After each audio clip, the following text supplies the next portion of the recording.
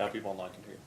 Okay, I will not be denied my opportunity to speak. So anyway, good morning again, and thank you for coming to this informal conference and joining me and the chairman for this. And Chairman, I don't know if you want to make your comments, or we want to go around and make sure just who's real here. quick. I just want to thank everybody for coming today. I know this is on fairly short notice, and a lot of this has been created sort of over the holidays or in the interim. So thanks for everybody who, first off, came, but also anybody that provided information to us in creating the agenda. I think we've got probably an equal number of people in the room and online, so I guess I'll thank the people in person more for coming, but I know some of you all live in Frankfurt, so it's a little easier than some of the people out of state. So the three of us, the three of the commissioners, I think both of the, there they are, Commissioner Regan and the vice chair right there in the middle. All three of us are going to be in and out of this today, either in person or through the GoToMeeting where you can see us, or through YouTube, because it's being streamed. So just a reminder that it's being streamed and recorded for everyone's benefit. But we take this issue seriously and want to get to a place where we have an appreciation, I guess, for lessons learned. The regulations for pole attachment, they were internally, the work on that started before I came to the commission more than 4 years ago at this point. I think first drafts maybe internally just scratching stuff down, maybe even started in 2018. So well before a lot of the recent influx of money, certainly prior to the original RDOF auctions, for instance. And so I think the first public meeting we had on regulations was in January or February of 2020. Of course, it took a little while to do the regulations when COVID hit. Took a little while to get conforming tariffs, all the hundreds of pages of conforming tariffs reviewed once the regulations were done. And so we've had a number of months, I guess close to a year now, where everybody's tariffs have been in effect to kind of take a review of lessons learned and see where we are on issues. I'm off, Vice Chair said I'm off camera. I'm off camera for a reason. I don't want there to be a record of me not wearing a tie in this hearing room. I do, I guess, request one thing when we're having conversations on these issues, that we be specific. I've probably had meetings with many of you all, had hearings with some of you all. I don't like vagueness, because I don't think it's particularly helpful to solve issues or identify problems. So a good example is if somebody thinks that somebody else has been slow relative to what? Relative to your expectations, slow relative to the time frame that was communicated, slow relative to the requirements and the regulation or tariff. I just ask that we all be very specific, because I don't think it's a good use of any of our times for us to have conversations sort of in vague terms, because I know a lot of you all are very specific people too, and the issues are very specific. We have broad statutes and a little less broad regulations and fairly specific tariffs. And so if there are nuances that are serving as problems or frankly are working out well, I just ask that we talk about those with some real specificity and some real, we'd be particular about what we're talking about. Otherwise, I don't know that this is going to be an efficient or effective use of time. So I think we've, at least internally on my calendar, scheduled quite a while for today. I can guarantee this will not be, this is the first of meetings, not the meeting, not the only meeting. Some of you all may have noticed that the agenda did not include all the items that were identified in people's documents that they filed. But I just want to make sure that everybody's clear about this. This is a place to have these discussions and air these lessons learned, good and bad, on these particular issues, so that we can figure out whether changes need to be made or what needs to be increased, what needs to be decreased, and so that maybe there are actions that we can take, maybe there are actions that frankly we can't take, but at least we can compile a record here that can be useful to other policymakers or for you all individually to go back to your organization. So real quick before we get going, I'll just open it up to see if there are any of the other commissioners that are interested, the Vice Chair or Commissioner Regan, interested in any introductory topics or introductory comments. No, not necessarily, other than good morning and welcome, everybody. Thanks for participating. No, nothing specifically, just really looking to listen and hear input, so thanks. So like I said, we'll either be, I may be in and out of the room today or upstairs watching. And same thing with the other commissioners. We'll be reviewing it remotely, and then Mr. Penny will be running things this morning, or maybe this morning, maybe this afternoon. I don't know what amount of time you all have dedicated to it. But any questions or concerns, go to Mr. Penny. Yeah, look forward to seeing what everybody has to say. Good. All right, thank you, Chairman. Appreciate that. Okay, so because this is a formal proceeding, or not a formal proceeding, well, the case itself is a formal proceeding, and this is an informal conference. I want to get a good sense of who's in the room and on whose behalf they're here. I did receive a lot of emails with the anticipated participants, but I also know that there might have been some open-ended emails about who might be attending. So I'm going to ask, I'm going to start by groups of entities, and within those, the individual utilities, to first in the room and then online tell me who is here on your all's behalf. So I will start first with the investor-owned electric utilities, and I'm going to go in the order in which we would call them in the FAC proceedings, so that means I'll start with Kentucky Power. So if I would please let me know who is here in the hearing room for Kentucky Power. Brian West, Kentucky Power, also Mark Feeney and Pam Ellis, representing Kentucky Power, Everett Phillips, and Greg Bell. Okay.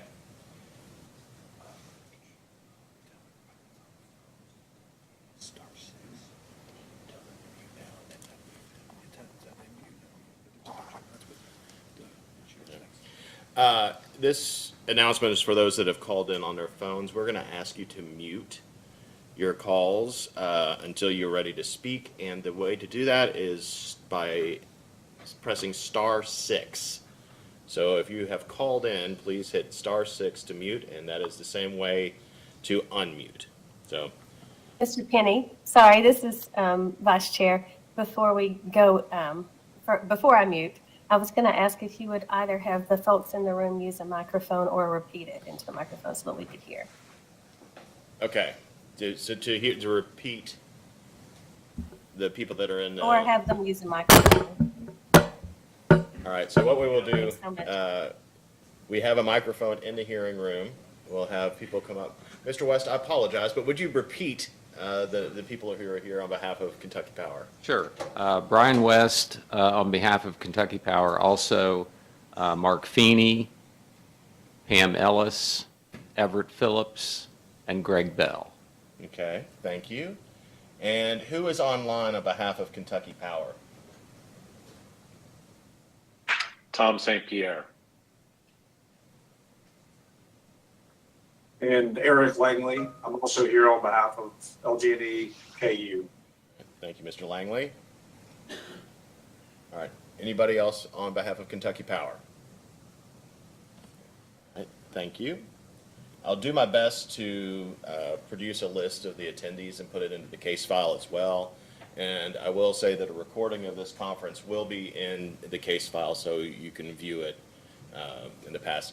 That will save me the opportunity to develop an informal conference memorandum. We'll know what was said here. We'll have a record of it, so it'll be easy enough. All right. The next I would ask is anybody here from East Kentucky Power? Good morning. This is Chris Adams from East Kentucky Power, and with me today we have Brad Young, Mary Jane Warner, and Jim McGuire, and Jacob Watson. We're all online, Jim. All right. Thank you. So for LG&E and KU. Sure.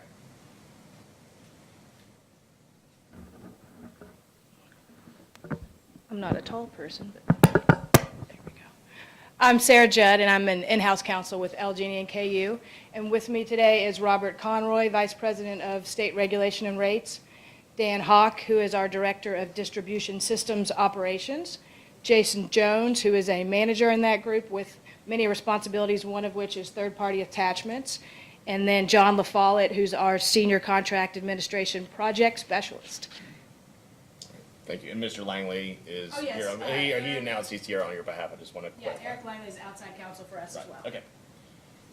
And then, following this tradition, who is here for Duke Energy? So, good morning. This is Larissa Vaisman for Duke Energy, Kentucky. I also have on video with me Rocco D'Ascenzo, Scott Freeburn, and Jeremy Gibson, and also Patrick Keel is in attendance as well. All righty. Thank you. And then finally, Big Rivers Electric Corporation. Good morning, Jim. This is Tyson Kamoff, General Counsel for Big Rivers. I'm online. Kentucky Electric Cooperatives is also representing Big Rivers, and I believe they're in the room with you. We have some members, and we'll be getting to them. Okay, so that covers the investor-owned utilities. Is there anybody else here on behalf of the the generation and transmission utilities? All right, next I'll go to the electric distribution cooperatives.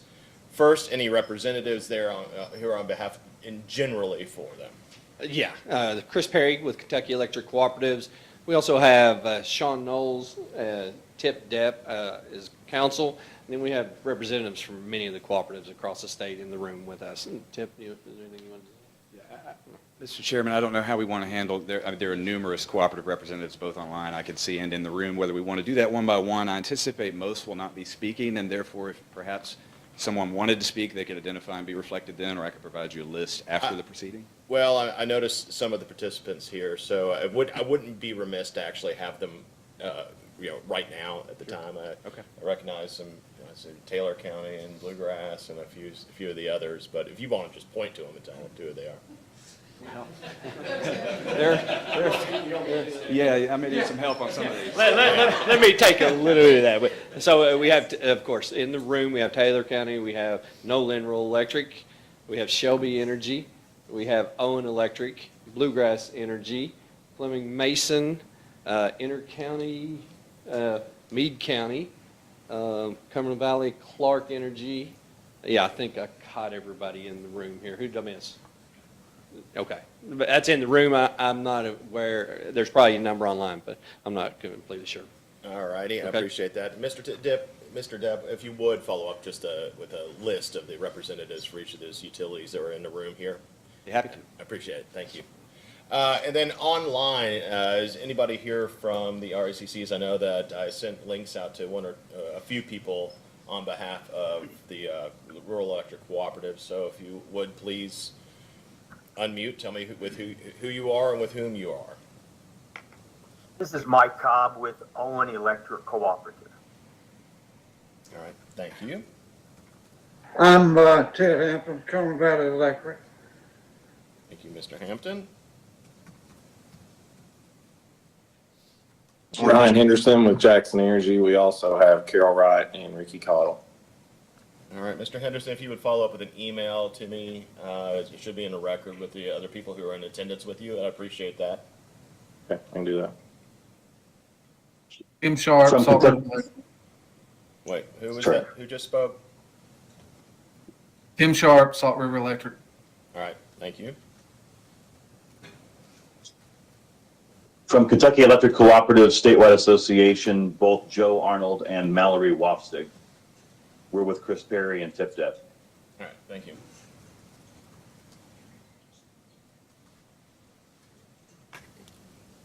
Travis, David Royce for Bluegrass Energy Council.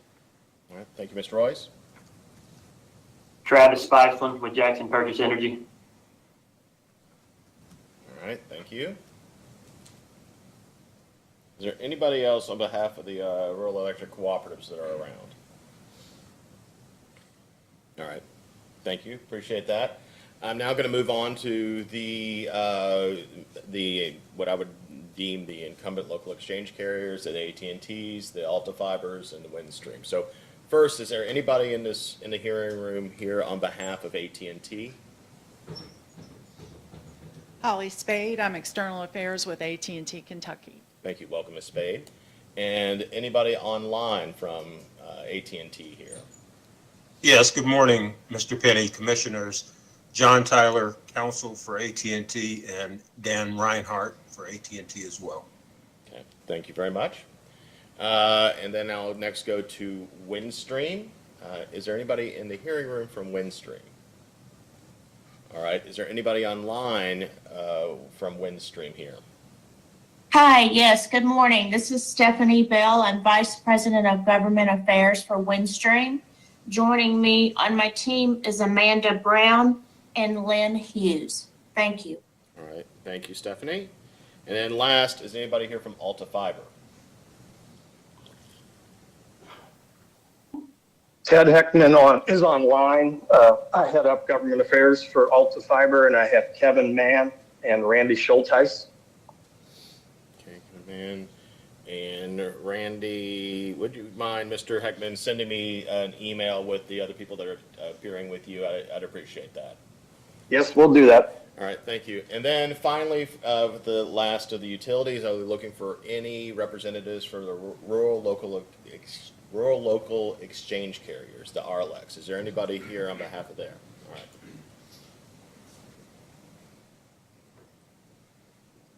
All right. Yes, my name is Tyler Campbell. I'm the Executive Director of the Kentucky Rural Broadband Association. I'm here along with Rusty Ashcraft. All righty, thank you. And I know that I recognize one or two names, or at least I think I did, online. Is there anybody online that is here to represent any of the rural local exchange carriers? Yeah, Jay, this is Greg Hale from Logan Telephone LTC Connect. All right, thank you, Mr. Hale. All right, so we've dispensed with the utilities. Have I missed anybody that's associated with the utilities in here? Yes, Brandenburg is here with Allison Willoughby, Randall Bradley, and Kelly Roberts. Randall and Allison. Good morning to the good people from Brandenburg. Thank you. All right, so now has everybody from the utilities made themselves known?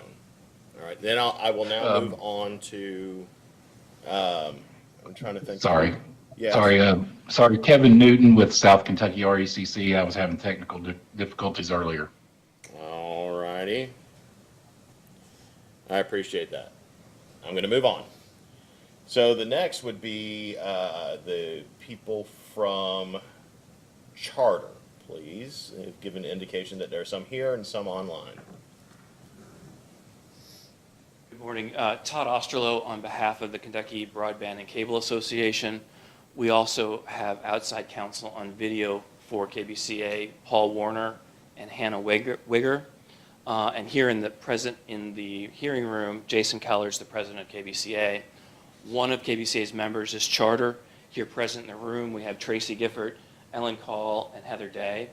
Online, we have Jeff Gehrig, Dwight Buchanan, Mike Chwanek, Daniel Duplessis, John Longobardi, and then we also have another member of KBCA Comcast, Amy Averill, is participating on the video. All right, thank you. Let's see who else has let me know that they're here. Anybody from the CTIA online?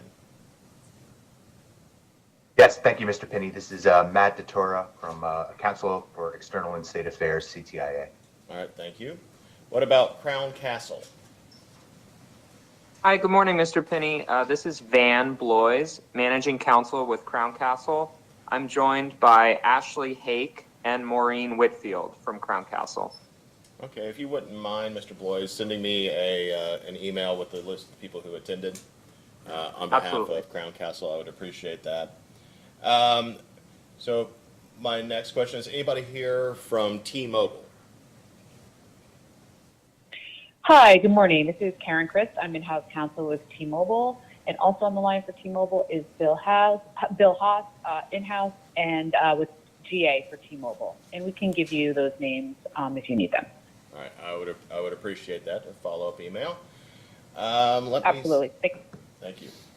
And so that is, and then I know that I sent out the link to maybe some contractors. So there is anybody here that is not from the utilities and not Charter, Crown Castle, Comcast, or T-Mobile that needs to make themselves known?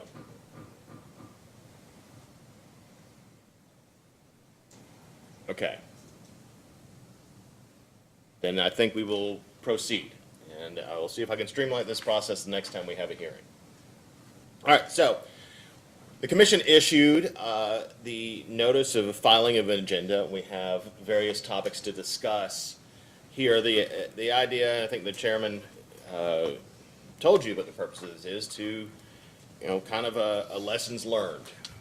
What may need to change? What are the common issues that we're running into that might frustrate pole attachments for both utilities and the attachers? So what we will do, and we will start with the first topic, and I will take it by utility group, just like I called the roll, and then we can enter into discussion once everybody may have stated their piece. So the first issue is applications, and are there common reasons for denial of applications? I think that sometimes we'll hear the term permits. It takes a while to get a permit, or permits are being denied.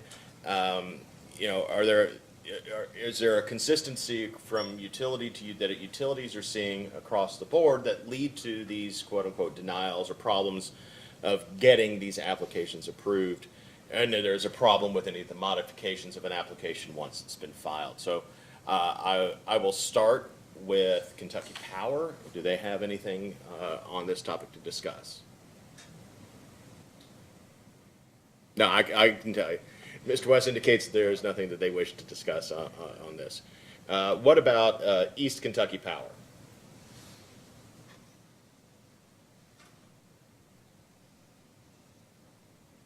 Okay. So I look to KU and LG&E. Are there any of these topics that you wish to discuss? Yes. May I ask? Yeah, okay, perfect. So first I would just point, my name is John LaFollette with LG&E and KU. And first I would just point out that our company rarely denies attachment applications. The stray exception would be transmission structures from time to time. But in almost every case, there is a make-ready solution that can be arrived at that will safely accommodate a new attachment. We have priorities, that we will run down in terms of what type of make-ready solution we would prefer first. Beginning with work in the communication space, communications make-ready, going all the way through a pole replacement if there's insufficient capacity for that new attachment. We have encountered, prior to, I'll say, the first quarter of this year, April timeframe. Prior to that, we encountered a fair amount of inconsistency in terms of application content. We had required applicants to submit, in addition to just basic information about their project, an actual make-ready proposal. Excuse me, Mr. Lafayette. For those that are online, particularly the callers, I once again remind you to mute yourselves by hitting *6. There, I do not have your names, but callers 1, 10, and 8, please mute your phones. Thank you. Go ahead, Mr. Lafayette. I apologize for the interruption. No, it's all right. Thank you. I was saying prior to around April timeframe of this year, we'd required our applicants to submit not only information about their project, specifically what poles they were attaching to, physical specifications about the cables that they propose to attach, things of that nature. In addition to that, just kind of basic information, we'd also required them to submit a make-ready proposal, identifying poles that needed make-ready and proposing a solution that was consistent with both the National Electrical Safety Code and LG&E and KU standards. In the course of that, we encountered delays, I'll say, in the quality of the content. Frequently, our design staff would need revisions, require revisions from attachers in order to bring those make-ready solutions within our standards. That led to a back and forth, essentially, between our design staff and applicants, wherein essentially we were struggling to get make-ready solutions that did comply with the code and our standards. As a result of that, we revised our application management process, and instead of requiring a make-ready solution to be proposed by the applicant, we have moved to a model where our employees and contract staff are providing that design service. So essentially we're coming up with a make-ready solution that will work, that we know will work from the start. So we've eliminated some of those delays by making that process change. So, sorry, I'm having a little, thought there was a glitch. So with regard to the changes, and you talk about make-ready solutions or proposals, could you, just give me a layperson, what specifically you're talking about when you're talking about this make-ready work? So when, just as kind of a baseline. I about to say, make it as simple as possible. Sure. There is or is not space on the pole for a new attachment to be placed safely. There's it's a finite height of a pole, and this all starts with the communication worker safety zone being carved out. We've got electric facilities at the top of the pole, the communication worker safety zone, so that communication workers can install and maintain attachments without getting too close to electric facilities. And then there is space between the bottom of that and the lowest possible attachment height that can be made and still maintain a clearance above ground. And so if there is not sufficient capacity in that space that I just talked about, the option is to either reframe the electric facilities on the pole, physically move facilities to make them closer together and create more space on the pole. We call that power space make ready. Another option is to basically perform the same function, tighten up the facilities, attach communications facilities at different heights within the communication space. We call that communication space make ready. Okay, and so I guess that was my question, is that, well, I was getting to the question. It's more of a statement now. Make-ready work primarily consists of just moving existing facilities to make space for new attachments, or is there more involved? No, that's essentially it. It's rearranging facilities on the pole in order to create space for a new attachment to be placed.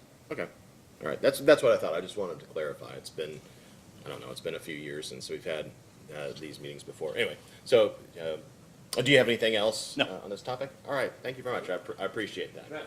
I have a couple questions. And just as an aside, you don't have to stand at the, not that you were awkwardly standing there, but I know it's uncomfortable standing and with not being able to set your stuff down. So all these microphones work at the table as well.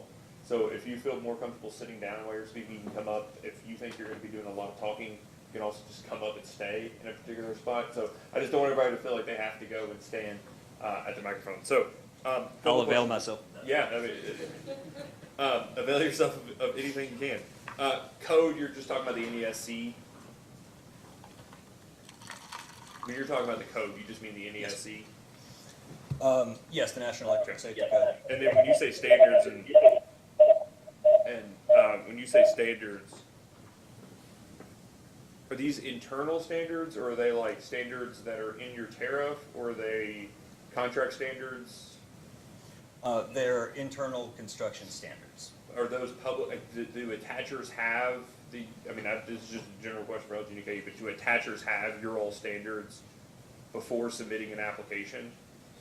Yes. Okay. Okay. And are those like public, or are those like given under an NDA, or just curious? Standards that are specific to pole attachments Yes, are shared proactively with attachers. Beyond that, construction standards can be shared upon request. Okay.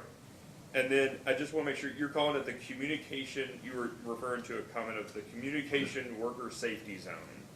Is that what I've always heard called the communication space on the pole? So the communication worker safety zone is a space that is not usable for any kind of attachments. It's the National Electrical Safety Code calls for or states as a minimum, I should say, a 40-inch clearance between, in most cases, a 40-inch clearance between the lowest energized facility on a pole and the top communications cable. So the communication space would start at that top communications cable and go down on the pole. So energized space, communication worker safety zone, communication space. Yes, sir. And then communication space, bottom of that, NESC clearance requirements. Yes, sir, up from grade. That's the pole. Yes. Okay. Great. And maybe it's something that we need to talk about. This may be a good first thing to include on the next agenda, but because it's not really relevant to any of the things, but it's something that you bring up. It seems like a lot of this work that's being done up front is about rearranging attachments that are already on the pole. Is there a standard for affixing them to begin with so that they're efficiently affixed instead of like haphazard, like you just throw it up there, like you got a foot and you just throw it right up in the middle, as opposed to just incrementally attaching it so that you leave the maximum amount of space for the next attacher? Do you all have standards specific to that, LGNKU? Yes, and when make ready is performed, again, this isn't a large number of cases. Our figures are showing, in the 5% of applications are actually requiring make ready. When make ready is required, the approved design fits into the description of what you're talking about, right? It's a much more orderly attachment process. When we're talking about attachments that have been made many, many years ago, we don't always find poles that are most efficiently utilizing that space. Do you all have, I guess what I'm trying to say is, for the ones that don't have make ready, if I want to start attaching to your pole, do I have requirements to efficiently or effectively minimize the amount of communication space I take when attaching? Yes. Okay. And that's in your standards, or that's in tariff language? That is in our construction standards, yes. Okay, all right, thanks. Sorry, Mr. Pitty. Well, then I guess I do have a follow-up. So for examples where make-ready work is necessary, which is that 5%, will the make-ready work maybe extend beyond simply making the pole accessible for that one attachment, and maybe make sure everything is kind of in order so that the next time, if an attachment request comes for that pole and there's space, make-ready work may not be required? Basically, are you cleaning up, if you find a pole when somebody wants to attach to it, do you clean it up so that it's just easier the next time? We don't clean it up, so to speak, in order to maximize space in the communication space for attachments. If we encounter NESC violations on that pole, we rectify those at the time, or in the course of the make-ready design, I should say. But we don't rearrange attachments within the communication space in order to maximize the available communication space for attachments. Okay. And then so I have another question, because when we were doing the first round of the regulations, so much of it was more just theory. You know, we didn't have a lot of stuff. We do have a year of most of the tariffs being in effect and rubber on the road. So I asked more specific questions. And is there a minimum distance between communication attachments? Yes, that's 12 inches. Okay. And I guess, does the communication space, not the safety space, the communication space, does the area of that, or I guess the height of, not the height, but the space of that depend upon the height of the pole? Or the taller the pole, the more communication space there is? Yes. Okay. That's right. All right. Thank you. You joined up here. Yes, no, I figured Jason Jones with LG&E and Thank KU. I thought that I might be addressing some of these questions, so I just thought I'd join John at the table here. Okay. I just didn't know always welcome to hear something else, but I don't have any follow-ups at this moment. I think we'll probably get into a more general conversation after this, but I appreciate your comments and the forethought you've given to this, so thank you very much. Sure. All right. All right, so what about going in line? Duke. Anybody from Duke wish to speak? I don't think we have anybody in the hearing room. They're all online on behalf of Duke. So anybody from Duke, Kentucky wish to speak? Larissa Vaisman, nothing for Duke at this time on this issue. Okay. All right. I appreciate that. And then finally, Mr. Camo, if anybody from Big Rivers have anything to speak about? Excuse me, if I might. So Kentucky Electric Cooperatives is representing all of the cooperatives, and so Big Rivers and EKPC, of course, G&T have far less attachment opportunities. I don't know if you'd like to hear from the electric cooperatives now. If you'd just like to call us as the electric cooperatives, we will be speaking with one voice on this. Yeah, sure. You read my mind, Mr. Depp. Okay. So Mr. Knowles would like to make a few comments about this. Okay. Mr. Knowles, up here where you would like. Up here, or there. It's okay, I'll come to the table. All right, thank you. Thank you. I'm going to ask Tyler Logan from my staff to join me here. He'll help me answer any detailed questions that I can't answer. So just on the topic of applications, which I think is your first agenda item, just wanted to mention a couple of things. Some of the questions asked in the agenda were about sort of the general nature of applications and consistency and inconsistency, those sorts of things. I think we would have similar comments to make as were just made by Mr. LaFollette, which is what we've seen in working with several of the cooperatives and working through application issues is an evolving process that has seemed to evolve towards the utilities doing a lot of review and then moving more into some of the I would just say, not complete design, but more of a greater portion of the work to support speed of application process. And so instead of doing, a review, oftentimes what the utilities are being called on to do in the cooperative setting is they'll do an initial review, and then we'll have collaboration and conversation with the attachers, which we have on a weekly basis, and we'll decide the best way to work through an issue that they perceive in an application. For example, if an application is submitted incompletely, do we kick that back and have it resubmitted, or do we help supplement the information that they've submitted? Or if an application is submitted with inconsistent or erroneous information, do we correct that and move it along, or do we kick it back? And so I would say that's been the nature of our experience with the cooperatives in the application process. And so there have been some inconsistencies. I would say the most consistent thing has been the communication back and forth between the pole owners and the attachers. We said communication is the next topic, so we'll talk about that. Try not to get ahead of myself there. Well, and that sounds good. And so, I mean, do you agree in large part with some of the comments that Mr. LaFollette made, or let me ask you, I guess, a different way. Have the cooperatives also adopted some of the similar tactics that Yes, I would say you have? Okay. I would say he described an experience similar to what we've seen. Okay. And then so since y'all are all up here for this, I mean, the tariffs became effective, I believe, December 28th, 2022. So they've been in effect for just a year. And it seems to me, and I'm putting words in your mouth, that this has been just an evolving process. Do you think that with regard to the content of the applications,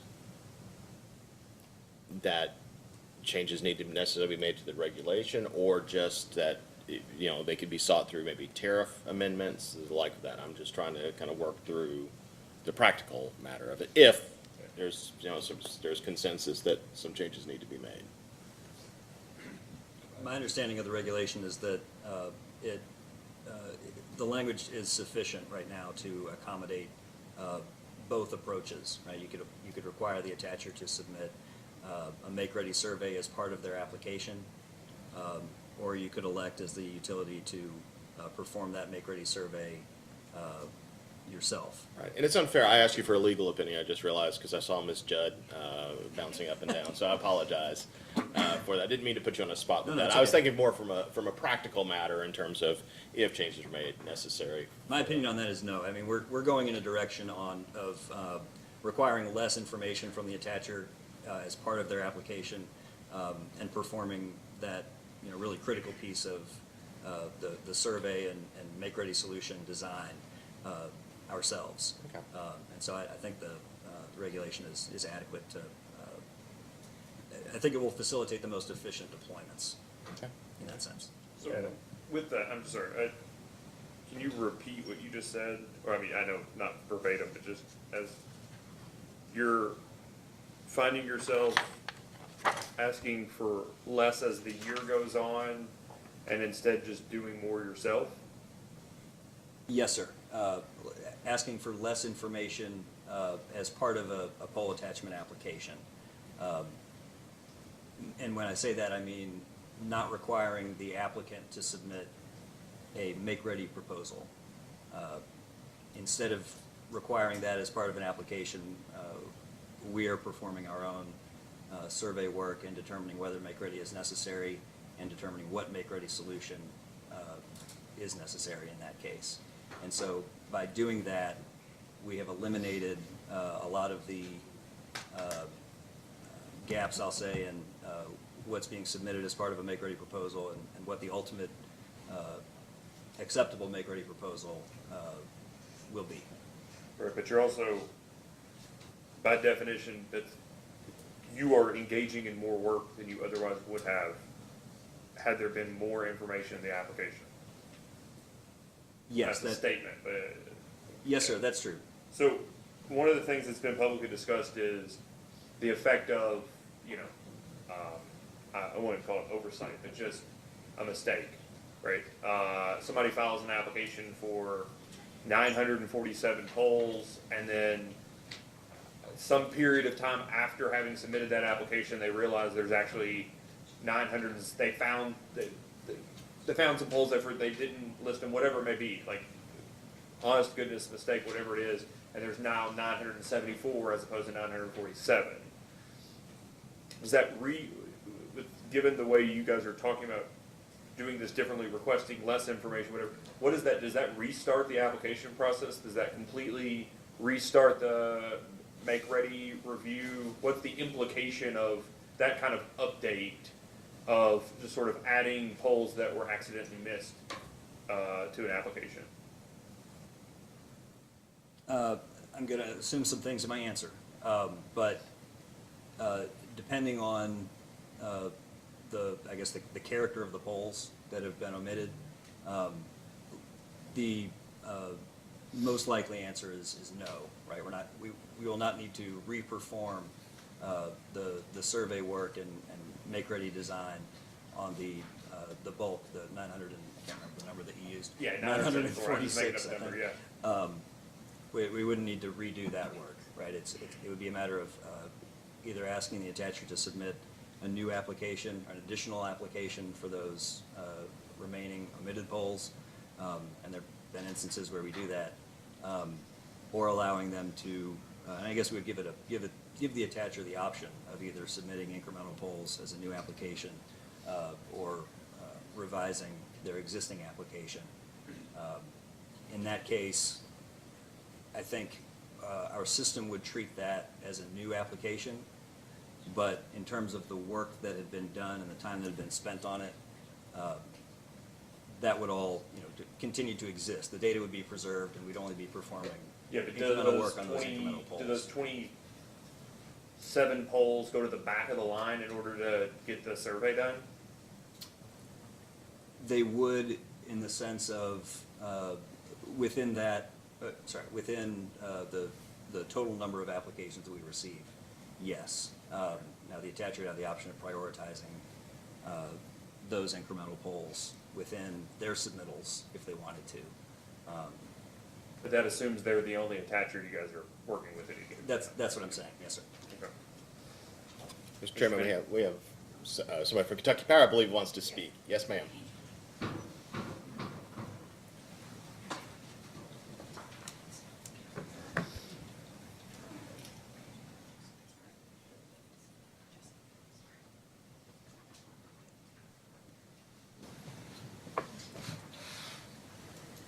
Pam Ellis for Kentucky Power. I just want to add some clarification from our perspective on the application process.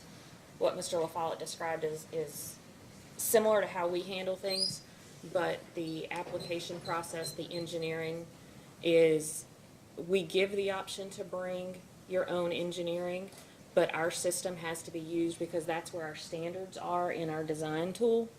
So our system, we would still engineer to meet our standards because we go above the NESC in some cases.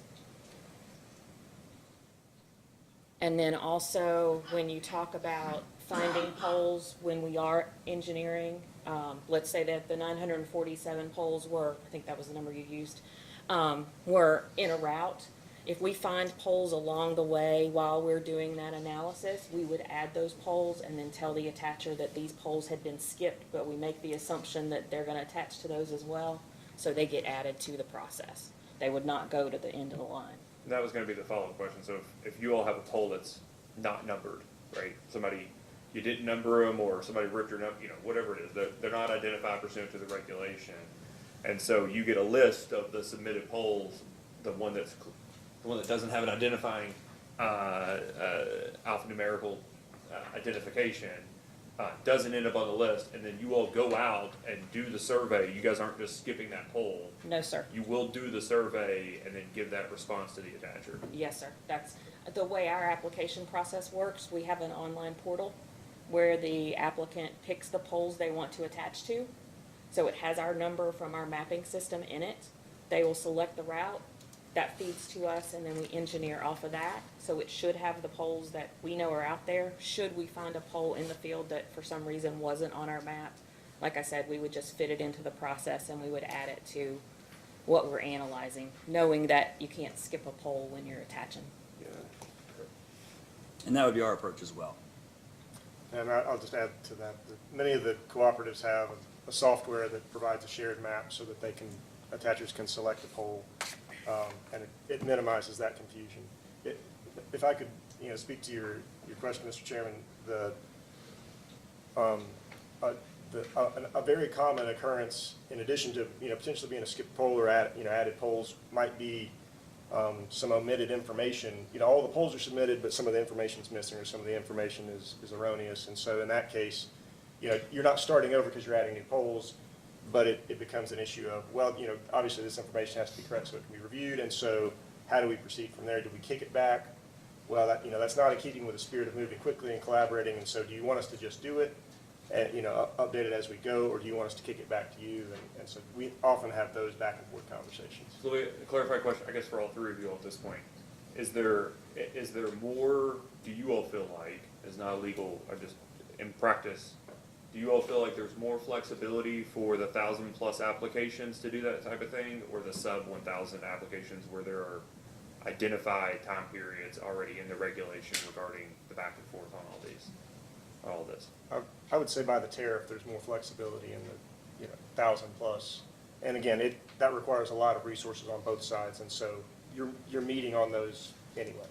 You're treating them like a big project. So.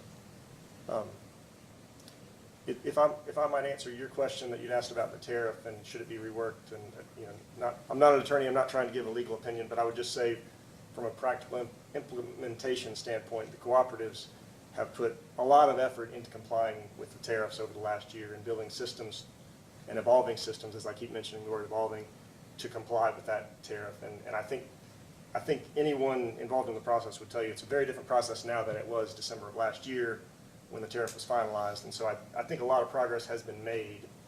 And I think reworking the tariff would create some slowness and some confusion that we've worked to resolve.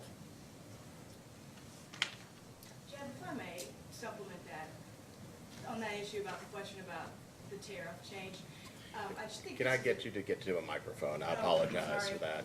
Usually loud enough. I just wanted to point this out because I think it's a good illustration of how some of the tariffs, at least ours, has some flexibility in it. So that issue that Mr. LaFollette was talking about earlier, where some of that work has shifted in terms of we used to want to see those make-ready surveys done as part of the application, and now they've learned that we're going to do that on our side. Our tariff contemplates that. I mean, it specifically says that we have discretion as to whether or not we're going to be requiring those make-ready surveys, and if the customer elects to submit one, then there's a provision that goes on to say how that will work. But if we do it ourselves, then we have the ability to do that. So I just think that's a very good illustration on this issue as to why the tariffs do need some time to work, and we have already looked within that provision where we do have some discretion, and it's certainly compliant with the reg as well, and been able to find that we made that little tweak and adjustment, and it seems to eliminate some of that back and forth that John was describing. So I just wanted to address that tariff question a little bit more precisely from the legal side. Okay, thank you, Ms. Judd. And it just a generic question, since I have you all here, and we'll get the perspective from the attachers in just a little bit. But, as this process, where we use the word evolve, as we've had this evolution in that, do you all find that to the extent that permits or applications were being rejected or delayed, that those rejections or delays have been reduced? Significantly. Okay. All right. Thank you. But I'm just a clarifying question. None of y'all are under oath either. It's just helpful information, not really evidence. But does that create, all else being equal, does it mean that there's more time post-application before the attachments, or the term other people use, in permitted? As an example, let's take the Public Service Commission, right? We get applications sometimes, they're great. Everything we need is right there under the face. We got everything, we don't question the validity of the evidence, we're good.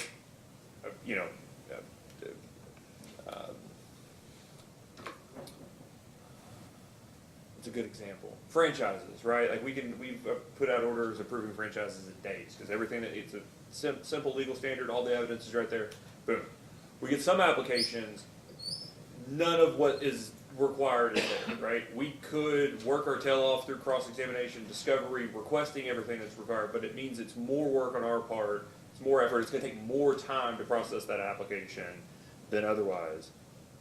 I know that the two cases aren't the same, but I'm just curious from you all, did you just end up finding it easier to do the work on the back end as opposed to just requiring more or being sticklers for the information in the application?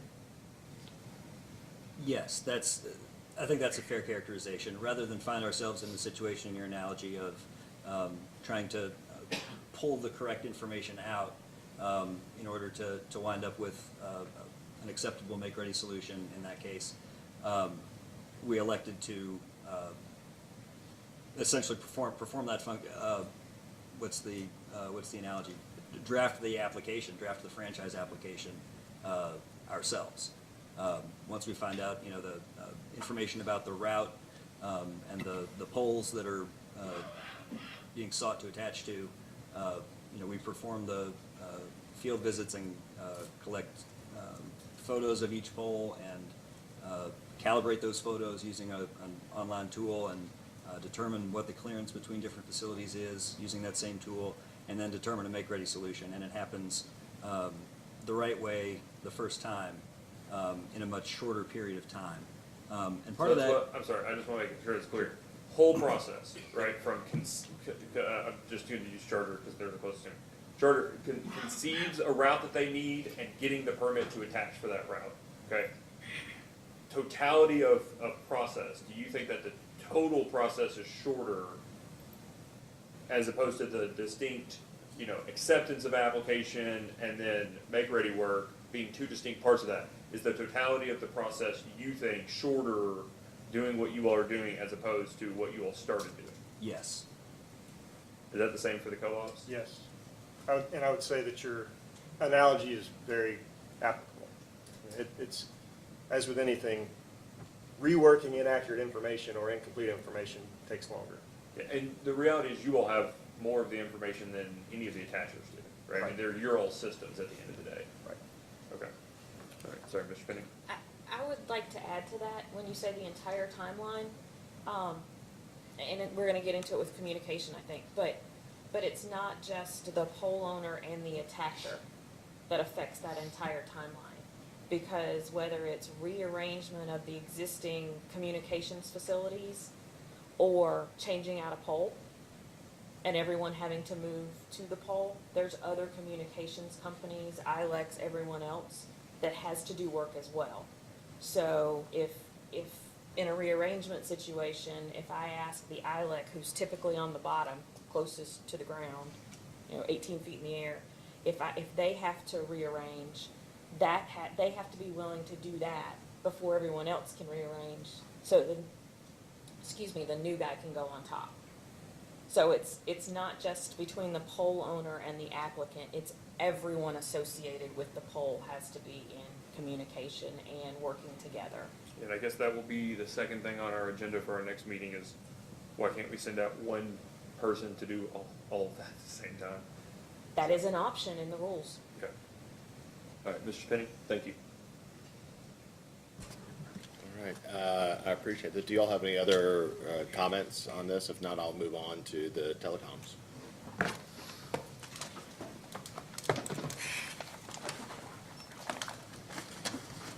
So is there anybody from either AT&T, Alta Fiber, or Windstream that want to speak on these issues?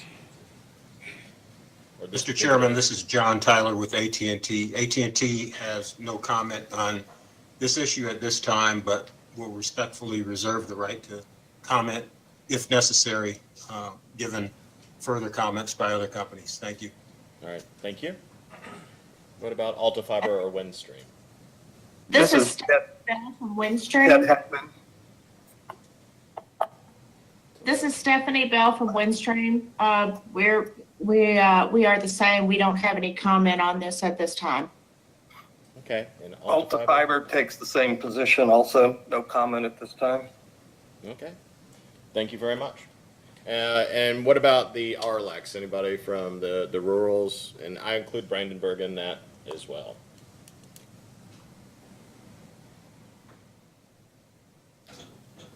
Yeah, this is Greg Hale online. I think our concern is more just the cost of the regulatory proceedings. We have, very small entities. Our focus right now is on building broadband in rural areas. We've got a small number of poles, and obviously we have, we're expanding outside our area. So we're kind of on both sides where we own poles and we're also attaching to other poles. But I think we're just wanting to remind the commission that, for a small company, the resources that we have to put into some of these proceedings can get pretty large at a time when we really want to focus on building broadband. So if it turns into a more formal proceeding going forward, just to raise the issue that, if there can be some flexibility for small entities or even maybe waivers, in my case, I'm 99, I've got about 67 poles. So we just may ask for some additional flexibility in the future.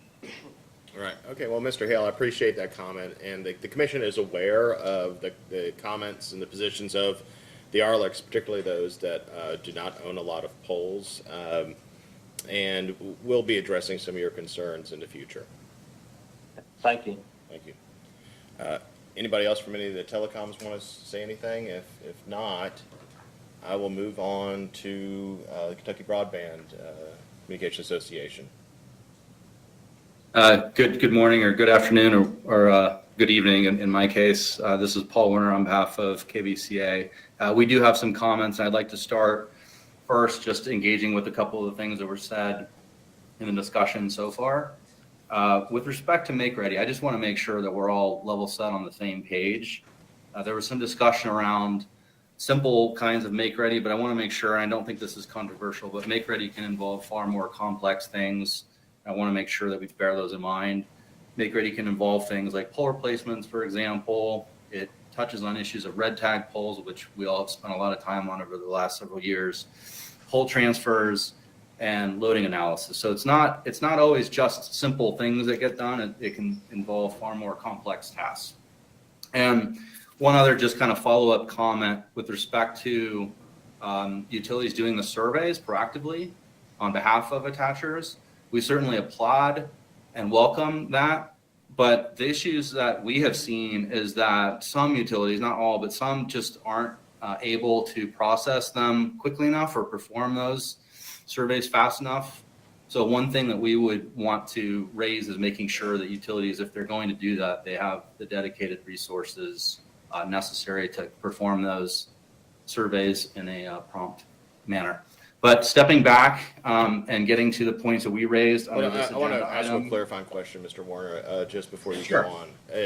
So you say that some of the utilities have problems, some of the timeliness of doing their own surveys. Are you speaking specifically of utilities in Kentucky, or is this the KBCA's or your experience writ larger than Kentucky? I am speaking of utilities in Kentucky, and I can defer to the folks who company personnel if they want to elaborate on that. That's okay. Well, we can circle back to that. Okay. Continue with your comments.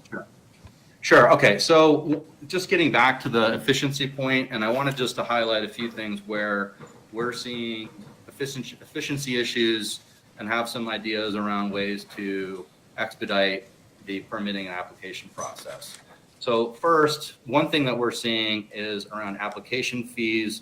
We don't always get the invoices spit out automatically like we used to, which means that can inject some delay in the process because we have to go searching for invoices now, whereas we used to get them automatically. Of course, our members will pay them as soon as they get them, but there are delays injected into the permitting process now around the timely provision of invoices around the application fees.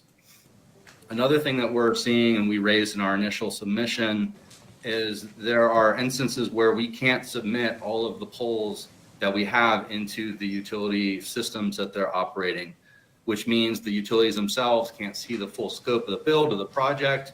And again, this kind of injects more inefficiency and time into the process of getting permit applications reviewed. And we raised in our opening comments in this regard, raising the number of polls that can be submitted for at the same time, and also the processing of the max number of polls, irrespective of the total number of polls involved in a project. Another issue that we wanted to get out onto the table under this agenda item is streamlining the fee process, having some clear, defined, specific upfront fees that are clear for attachers, and we can go ahead and just pay those to get the process going rather than have to wait for processes computed on an hourly basis that injects more time and uncertainty into the process. A lot of these are just routine tasks. They should have standard amounts around them, and the prices the charges often get driven up based on hourly rates, where it would be a lot easier and a lot more efficient and reduce the time in the permitting application process if there were just clear, single, uniform upfront application fees for things like processing, pre-construction surveys, and engineering. And then lastly, in this category, an important item we also want to get out on the table for discussion is allowing for self-help under certain circumstances for Make Ready as well as for pole replacements. Again, it's important, and it will help us expedite the deployment of broadband if we can engage in self-help if and when utilities aren't able to get things done in a timely and efficient manner. And with that, I will defer to any of my colleagues with KBCA if they had anything else to add or amplify.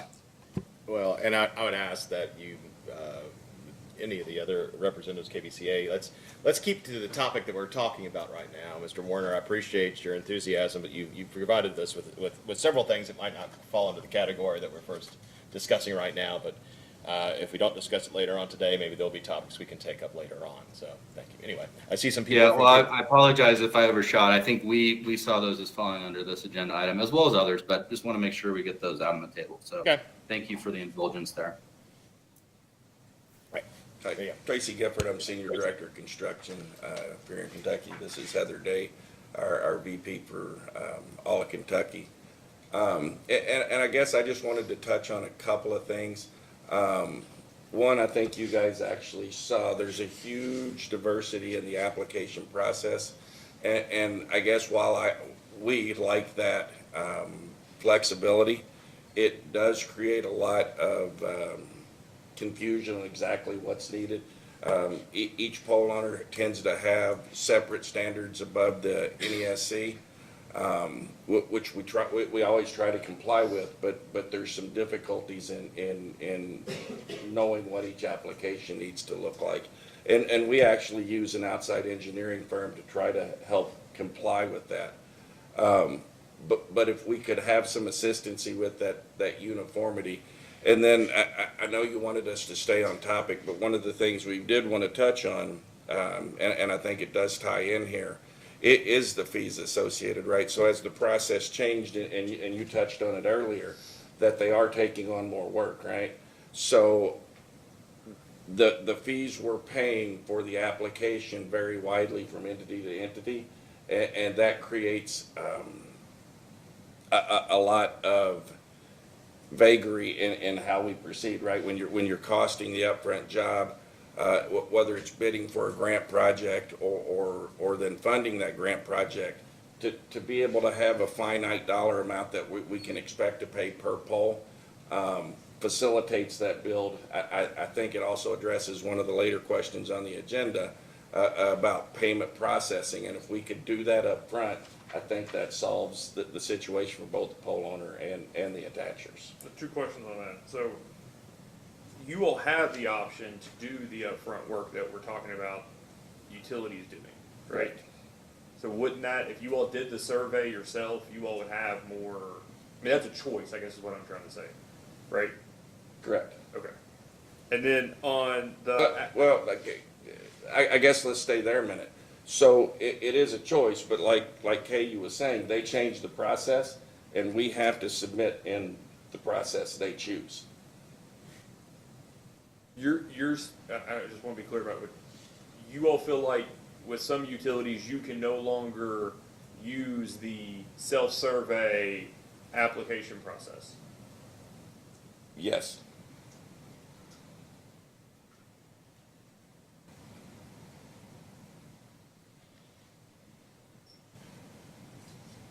And then, forgive me for my simplicity.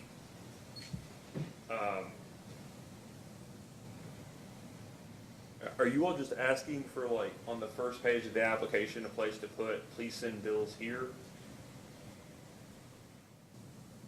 Yeah, Mr. Werner was specifically talking about how they used to be automatically kicked out, and now they're going to other places and they may not be seen, which may, as I understood Mr. Werner, cause complications for the timely payment of, or accurate payment of the fees, which probably run into, they're less likely to do work for you all the next time you come if you didn't see the old bill. I'm wanting to make sure I have an appreciation for, that seems like a very simple thing to fix. I think if invoices aren't being sent to the right place. I think it's twofold, right? We get tons of invoices, and it's not a uniform process, right? The majority of it actually is email now. Yeah, I'm sorry.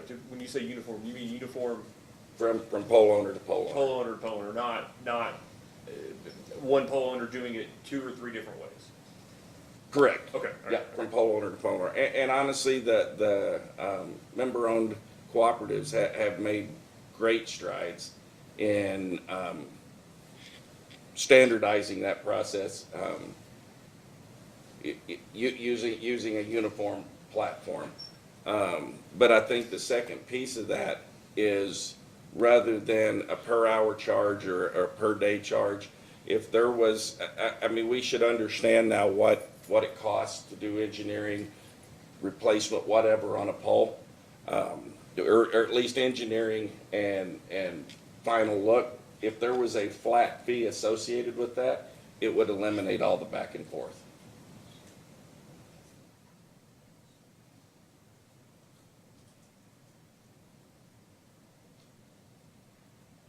One thing I want to make, we have a lot of utilities in Kentucky.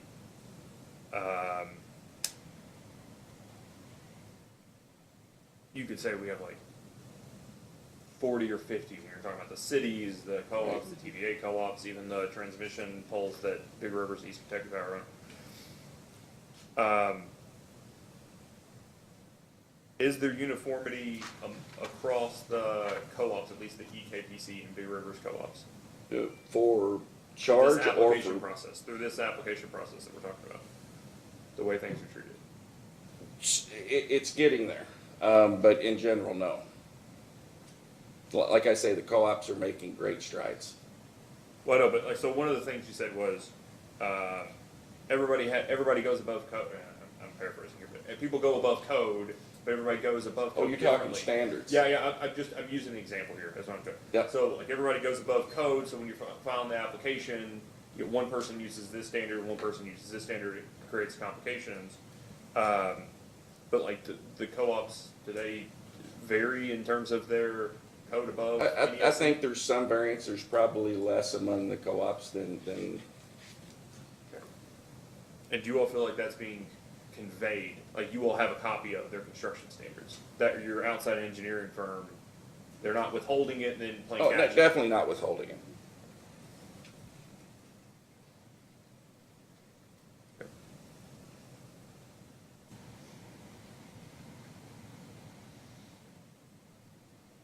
Is it the variability of the fees or the fact that they're unknown? Let me ask this, do you all feel like people are charging you all costs that aren't justified? Or is it just really, you just don't know till you get the bill? We don't know. Yeah. It's just the not knowing part. Right. It's not that you We question we basically have to make an assessment whether the cost justifies the build. And unfortunately, on the engineering, we basically bought the engineering before we know totally what it's gonna cost. On the part of the pole owner.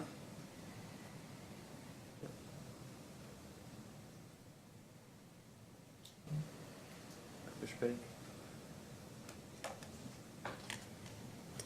Mr. Chairman, you covered any questions I may have, but do you have any further comments on this topic? I mean, I know it's kind of hard. We will have bleed over from topic. Oh, I do. Sorry, the applications, the missing polls. I mean, that's been brought up. I've heard the comment just in passing, like, oh, we're concerned if we missed a couple polls or they didn't have identification on the poll, we start all over again. Is that a real concern? That the modification of applications is causing significant delays? I don't know that it's the modification applications that's causing delays. It's the volume. Volume. Right, so I think that's the other component, and Paul touched on it. It's the holistic just volume, right? So there's a great deal of funding for not only us, but anyone else who would expand broadband in Kentucky. And so that's just exponentially taking up the volume. So many of the systems basically limit us from the number of applications we can put in at a time. So it causes a bit of visibility issues, right, for the poll owners, because we can't enter all of the applications necessary at one given time because we hit that monthly limit, and or we have a backlog of yet to be submitted applications, right, that we've got to be able to get into the system. So it creates a gap in visibility, but it also caps the volume of what we're able to kind of push into the systems. Right, and so the flip side of that, you heard my questions about the total length of time between when you go, we want to get broadband to this area. First, we have a permit to now start attaching, we're permitted to do it. There are components of that. You could probably do more upfront work to reduce the back end work, and that's what I was talking with the folks from LG and KU about. If you all were permitted, we'll get to the bottom of this, but if you all could do more of the work up front to reduce the time period, the variability of things that are beyond your all's control, would that reduce your concerns, reduce your engineering, the variability of engineering costs?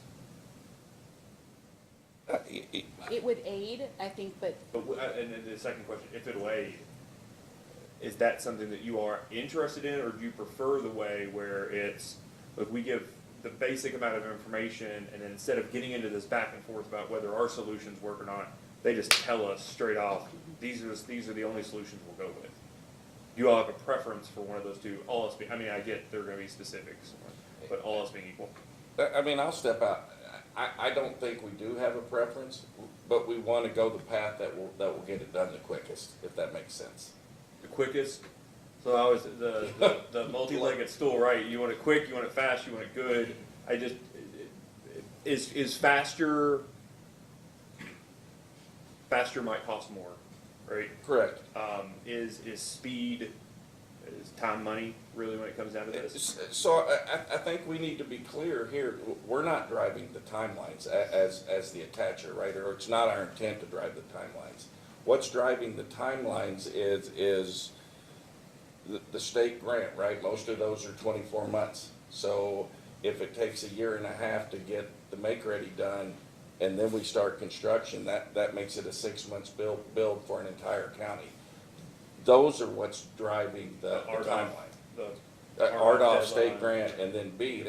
And honestly, I mean, it doesn't matter whether it's Charter or AT&T or Comcast. Somebody's gonna be building everything in Kentucky, so the volumes aren't gonna decrease. and I think that's the component, right? Because we have yet to realize the BEAD funding, which is going to it's going to even be larger than what we've dealt with thus far. And that's one of the key pieces. So that's one thing, and maybe it's an application issue because you all brought it up as an application issue, but this issue of variability of costs, not knowing what the costs are going to be. If the volume is going to increase, that's going to increase the demand for engineering services and polls, and so it seems like as a person who only does rate making every single day, it's hard for me to have an appreciation for how to set a rate for something when we know the demand is going to increase. We don't know that the supply is necessarily going to increase. We don't know what the cost of those particular things are going to be as demand increases. So it's hard to set a rate now in anticipation of what it's going to be in the future. I'm not saying, I think we do hard stuff all the time, so it's not insurmountable. I just, from that perspective, is there something other than just an upfront fixed amount when the actual cost is not known yet? And again, is there something that other states do that may be helpful on that front in terms of giving you all giving the attacher more idea of what the cost is going to be, yet it not at one end versus the other end of being a set amount already determined based on embedded cost or previous expenses? And to be clear, I'm not talking about make-ready, because there's huge variations there. I'm speaking about the engineering, the final inspection, the stuff that should be well known or well understood at least. I appreciate that.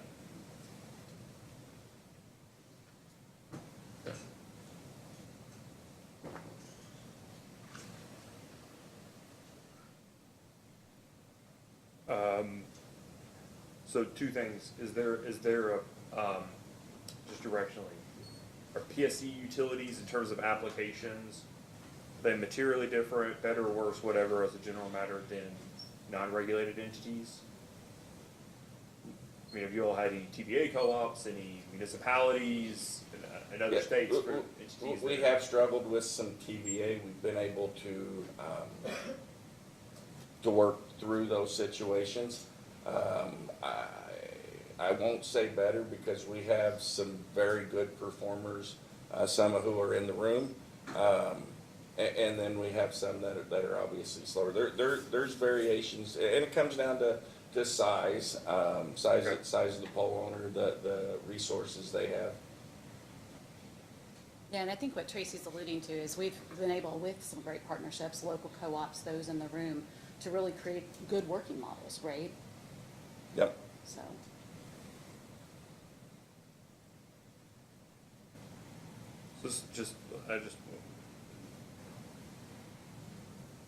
We'll get to it. Okay.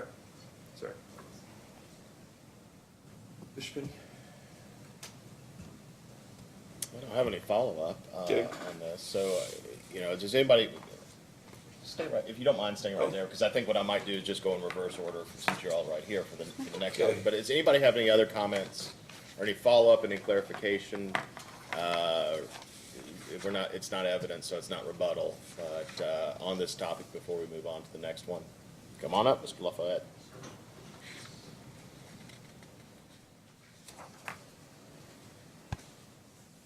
Sit here, it's here too close.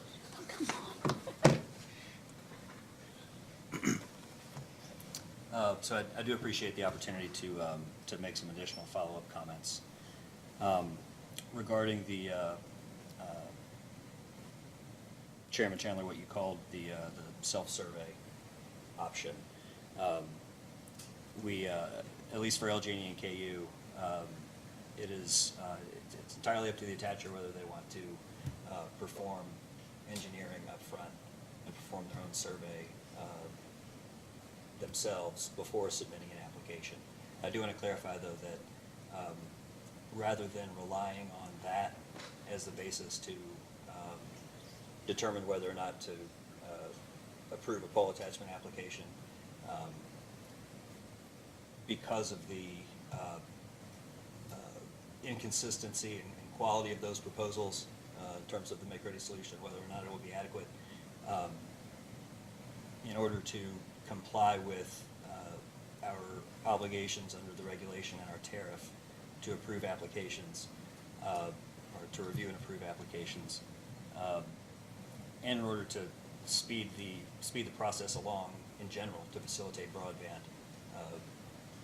We do not rely on those, on any kind of pre-engineered surveys that are submitted by the attacher as part of their application. We will perform our own in order to arrive at a make-ready solution that is ultimately correct and will be correct, within the first iteration of the application. On the we've been talking about a fee, but LG&E and KU, we don't charge fees to submit applications. What the regulation describes and what our tariff describes is a prepayment of our review costs. And that figure is published in our tariff as required by the regulation. And it's a per pole rate. So the amount of our cost to perform a survey is known by the attacher when they submit their application based on the number of poles that they're including in their application, submitting. We charge our actual costs to perform those reviews at the end of the process, right after the application is complete. And so we charge the difference between what the actual costs were and the amount of the prepayment. So while it's not possible to know, what the ultimate cost is, the attacher does have visibility into what the cost will be in terms of the prepayment of our review costs. So to just ask a clarifying question with that, so there's $1 a pole. They make an application for 947 poles, and they give you $947. LG&E and KU do their work, and it's a total of $949. You then submit $2 to the attacher, an invoice for $2 to the attacher. But all the work if the attacher doesn't pay that second invoice, does the attacher's non-payment of that second invoice prohibit them from attaching, or is that sent out after the make-ready work's done and the attachments are made? It's sent out. Well, we perform a true-up on a quarterly basis. Okay. So it would be, in theory, it could be after the attachment has been made. I guess my question is that the broad topic of this is how do we, look at attachments and perhaps speed up the process. There's a lot of money out there for broadband attachments coming through here, and so I guess what I'm going towards is that, the representatives KBCA have said that, not knowing the cost up front can sometimes be difficult when making the bids and like that, and I can understand that, but in a situation with LG&E and KU, at least the upfront cost that it might be, and there might be some true up, but in terms of getting the actual attachments on the pole, just for the relationship between the attacher and the pole owner, does the true up, I guess, is for lack of a better word, let's just call it the true up invoice. Does the payment or non-payment of that necessarily affect the attachment to the pole and the wire going live? No. Okay. Payment of the true up or reconciliation invoice, no, does not impact whether that attachment is approved for installation, which is the term we use to grant access to a pole. Okay. So it's not slowing the process down, if that's ultimately what the question is. And I'm violating one of my rules because I've gone on to the third topic, skipping over the second one, asking questions about payment. But it's, these are the issues that are kind of hard to say. And I noticed that this is not an order of the commission. This is just something that was entered into for the executive director. So doesn't have the full force and effect of law. So I'm using the power I have by actually sitting up here, which is none, to decide what we're going to discuss next. But anyway, thank you very much for answering the question. Is anybody from KBCA, do you agree with at least the way I may have phrased things? I agree with the way, with the question. In my experience, non-payment does affect attachments in almost every situation. If we're in non-compliance on a payment, whether that be pole rental or attachment fees or whatever, it stops the process. Okay. And non-payment, just at any point? At any point. Okay, all right. So could I just, this is not an administrative proceeding, really, to be frank. We're just having a discussion here. Isn't there a simple way to fix that? I wish there was. Even a, I don't know, I'm not trying to do anything on behalf of the utilities, but I just feel like if you all would commit to I'm making stuff up here, you all help me negotiate promise, but hey, we'll put in a letter of credit or something for X amount of money, just let's move, right? So that if we, go away, I don't know, if we did not, we shirk you with payment, it just seems like there's gotta be a way to, because it doesn't seem like, I know, I'm not really asking for a legal opinion, that seems like of all the things that we're dealing with here, that seem like very complicated and regulation this, regulation that, I feel like payment is something that every single person in this room and outside of this room should be able to understand, and is not an insurmountable issue. It just feels like we should be able to really get to that one. Okay. And I'll defer to my leadership that's on the call out of Cincinnati. We will absolutely do that. Okay. That just seems like something I could. Honestly, I think that would be our preference, right? Because it causes us delays whenever we miss an invoice or we don't receive the invoice and it doesn't get paid. And sometimes it's over a few $1,000s, right? And we're delaying a $500,000 project over a $7,000 invoice, right? And to your point, there's got to be a better way. Or a project in Franklin County for a bill in Scott County when they're yes. This seems like I'm not saying it's not an important issue, but this seems like the least complicated issue that we have here. So that hopefully is one that we should be able to get past fairly quickly. So, all right, Mr. Pitney.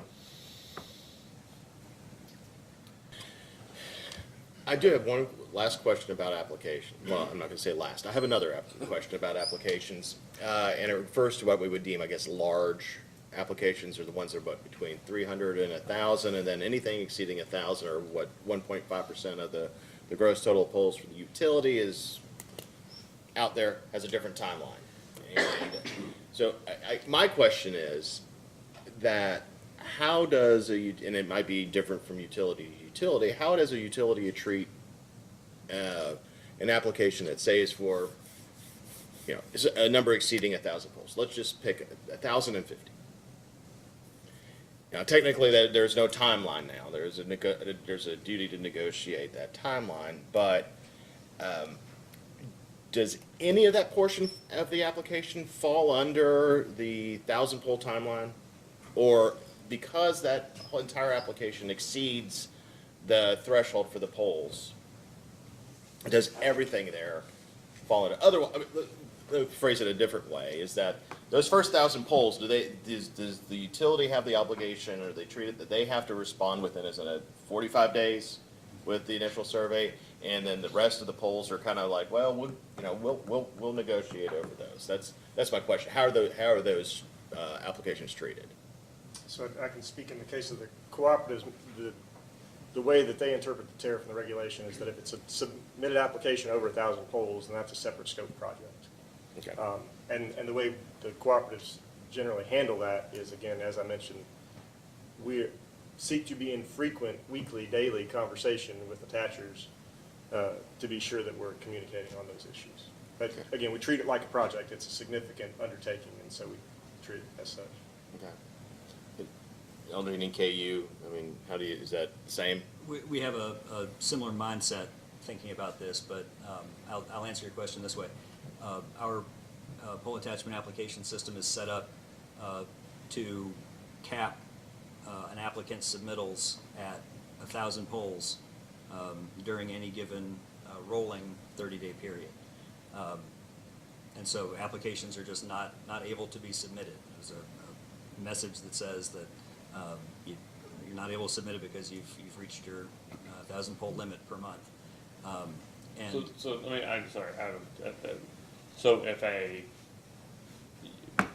you guys are the best example, this is great. I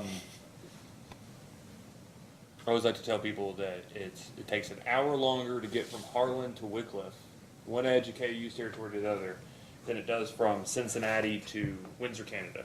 So you have a very big system. If the same attacher provides an application, single application for 999 attachments in Harlan County, and another for 2 attachments in Wickliffe, you're only allowed to do the 1,000 within the 30 days, even though they're on opposite ends of the state, and 2 separate applications. Yes, sir, that's right. Because it's the same attachment customer, right? It's the same entity that we have It's a different application. It's a different application. They're different surveys? Yes, they'd be different surveys. Okay. Now, the solution to I guess the next part of my answer to your question, Mr. Penny, was what do we do with those remaining poles? The approach that LG&E and KU has taken is to begin discussions, if the attacher is interested in doing this, about a high volume deployment plan. It's contemplated by the regulation, it's contemplated by our pole attachments tariff. We've entered into these with other entities in the past, whereby the attacher can submit a negotiated amount of poles per month. And there is a negotiated time frame that LG&E and KU has to perform reviews on those. And a negotiated time frame around, well, I guess both the timing and the volume of make-ready work. So we treat these large projects with the kind of closer eye and more tailored approach that they really need. You know, we have the tariff rules and regulation rules for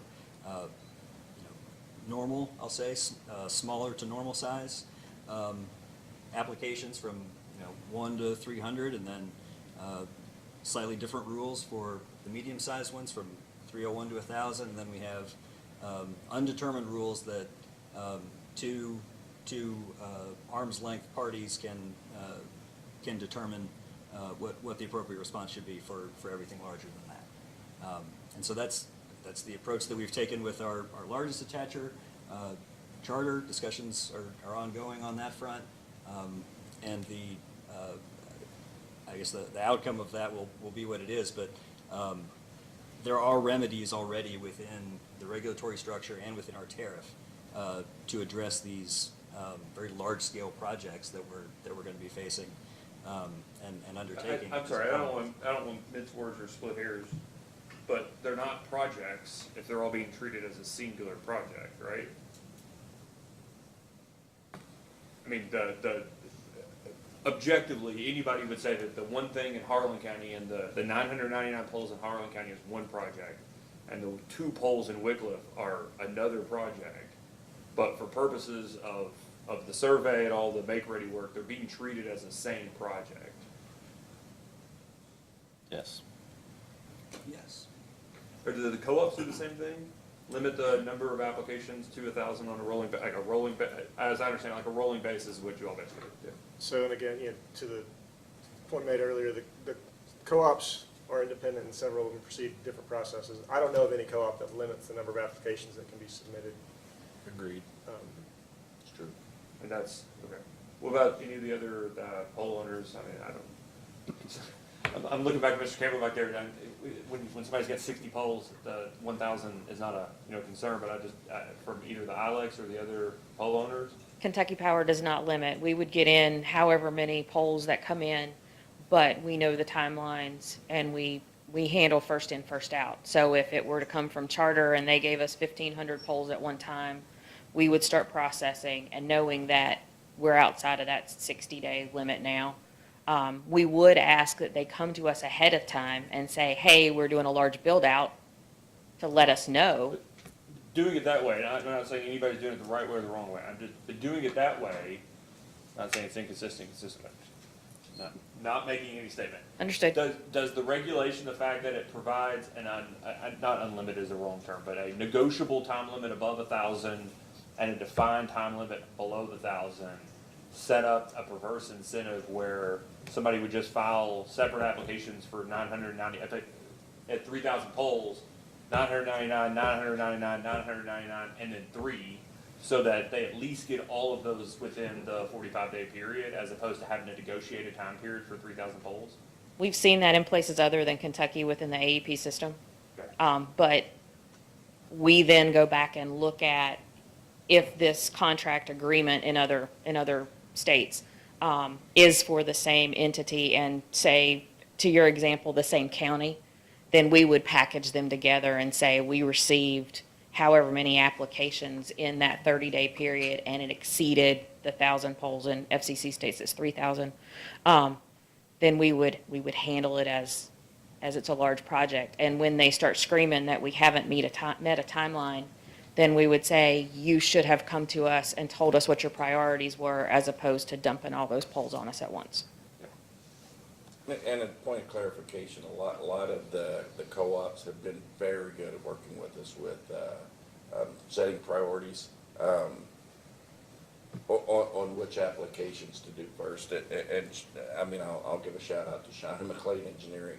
They've come a very long way, Sean, on working with us on the priority stuff. We meet several times a week.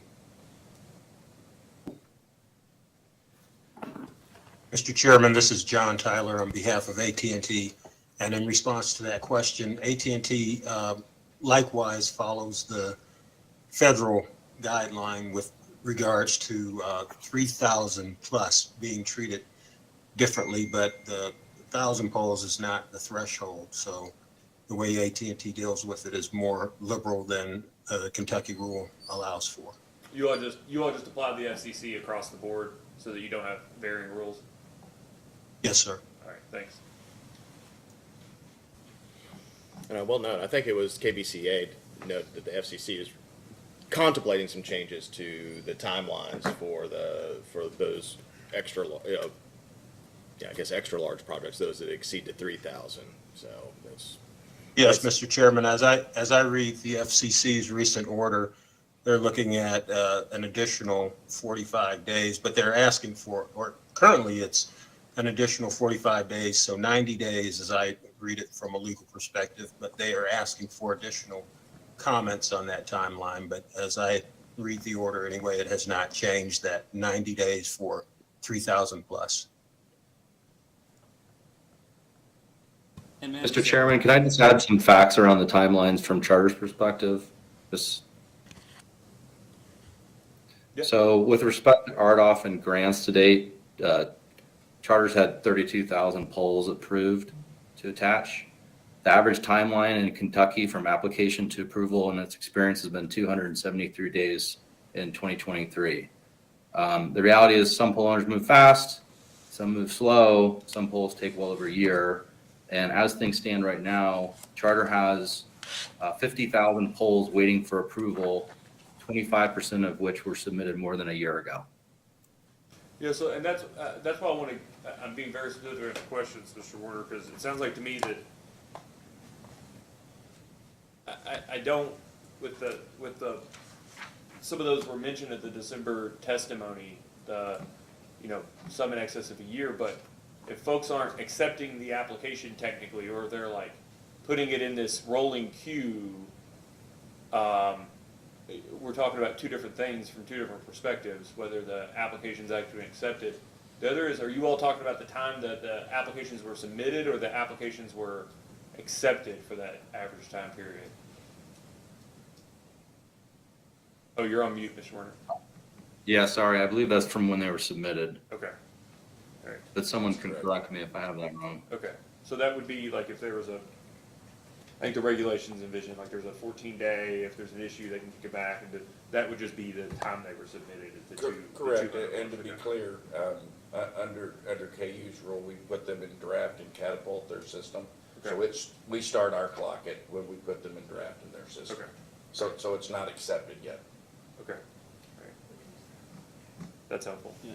And just to be clear, we start our clock when they are accepted. So based on those 1,000 polls, and this kind of gets back a little bit to the payment issue too. I'd like to add one piece of clarity there. The delay as it relates to payment and what we've seen is the prepayment is part of a completed application. And so we do not receive that payment. And so one, the clock doesn't start ticking, and two, we don't start working the engineering until we have the full completed application, which includes the prepayment. And so I think that's when the reference to the delay with prepayment or with payment was discussed. That's what that's in reference to, not the true up, as you were discussing, Mr. Penny. The true up or any kind of payment for the annual attachment fee or any of that stuff doesn't delay any of the work that we do. Only if you don't pay the application fee, we don't work the application. Just again, it seems like not an insurmountable. I mean, concur. at this rate, I mean, how many polls do you all plan on attaching to, just generally across the state in the next couple of years? I mean, we're still in the process of doing walkout, and we don't even have all the agreements in place. Yeah, I just round about. I'm like 10,000, 100,000, million. I just Somewhere between the 100,000 and a million. Yeah. So I mean, but you guys are going to be one of LG&E and KU's biggest customers, effectively, at the end of all this, right? Correct. It just seems like there's. Well, I think back to the topic that you spoke of as far as how do we shorten that time frame, right? So if we can queue up the applications, we could have some type of escrow account. We don't have a transaction back and forth of payment and that kind of stuff. We could cut out that middle, handoff component quicker. And that's certainly something that we're open to. Absolutely. It seems like a workable solution and has the extra benefit of not having a long lag time where we have, many hundreds of thousands of dollars that the ratepayers are essentially subsidizing given the time value of money during that period. So. You say that, but I think you guys are you guys are carrying that. I think your banks will appreciate it. It just, again, I'm sorry. This seems like something you all could come to a conclusion on this afternoon, probably. So we will get to the rest of the agenda this morning. Well, I think we've mixed up some communication and payment issues and the like of that. So no. This is just necessary, and this is going to be a lessons learned for how I run this show as well. But from what I see, that we have some primary actors, maybe the ones that are affected the most. We've got Kentucky Power back there. Is still a seat at the table if you want to come up here permanently for the time being. We have LG&E and KU. We have KBCA. We have people that can comment either from the gallery or from online. But I think what I'll do now that I've gotten a sense for this, if nobody else objects, I'll just keep you all up here if you want to. I mean, I have no power over you. You're free to go. But I would recommend that you all stay up here so we can direct some questions. But let's just continue this conversation about the applications, but start to talk about more of the communication. And a question to get kicked off. So we had a hearing. Was that yesterday? I don't know. Was I here? You were the. Yes, it was yesterday. You were sitting in the chair. Was that yesterday? Okay. Yesterday. Not only were you, I hope that was you. So we were talking about the context of, God forbid, people take holidays. There's an intercontinental exchange. People that market makers for gas They have a holiday schedule, right? They're in some days, they're not in other days.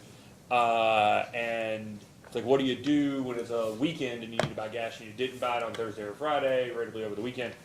And basically the answers that we got the other day from utilities was,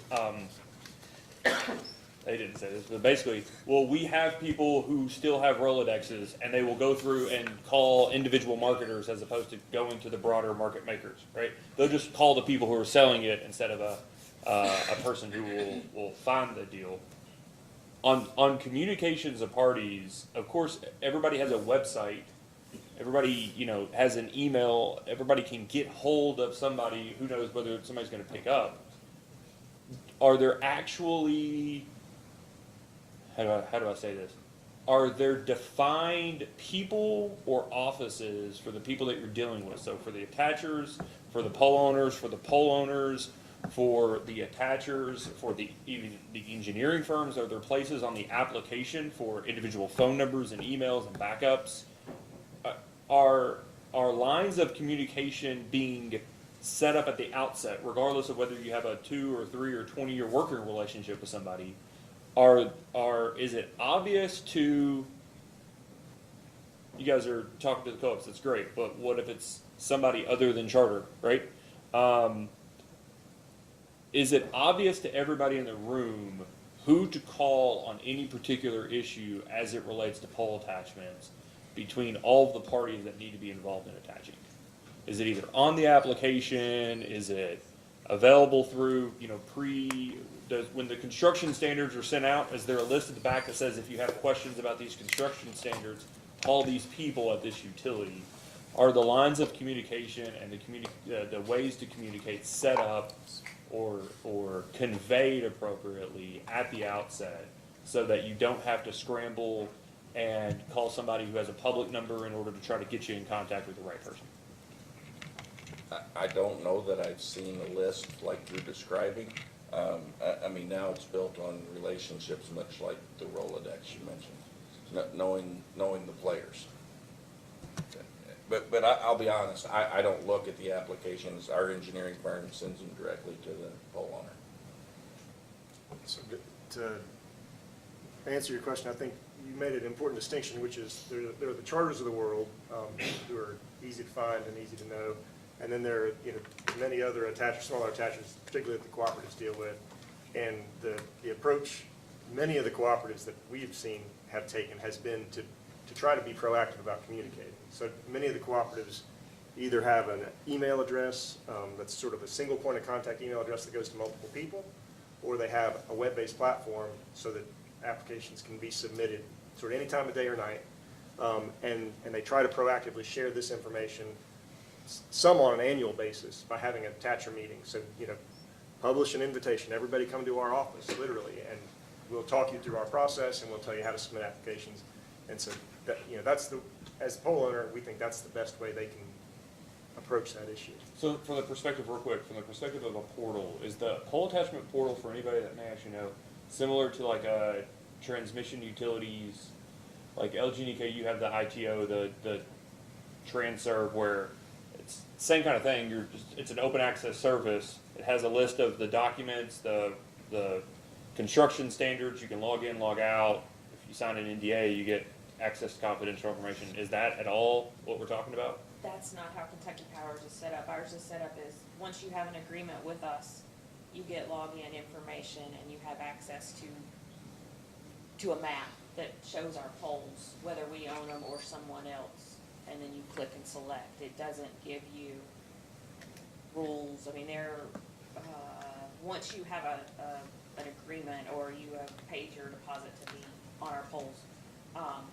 you do get access. Well, you can see it in our tariff, and in our tariff we refer to our pole attachment policy, and our website has an email address for communications, like you were saying, the one contact information. So no, the portal doesn't have all that information, but we do have that information available.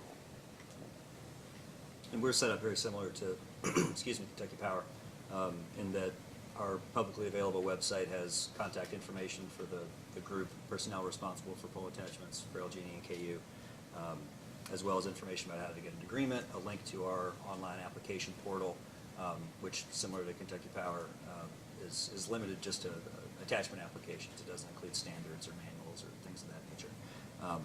But within it, within particular applications, the applicant and the poll owner are able to communicate back and forth about particular applications. So there's an open line of communication there as well.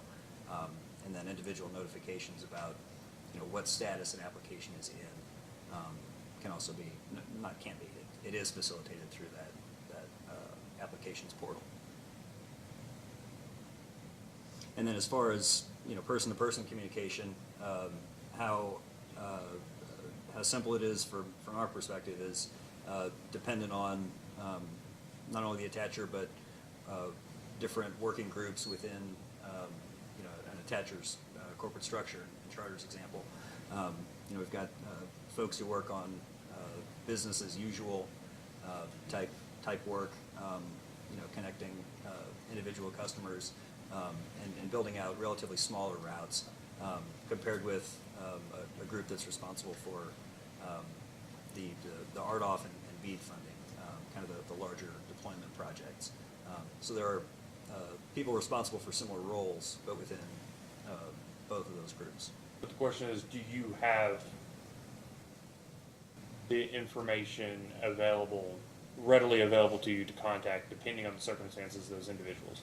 For the large project category, yes. For the business as usual folks, it varies based on region, how good our communications are.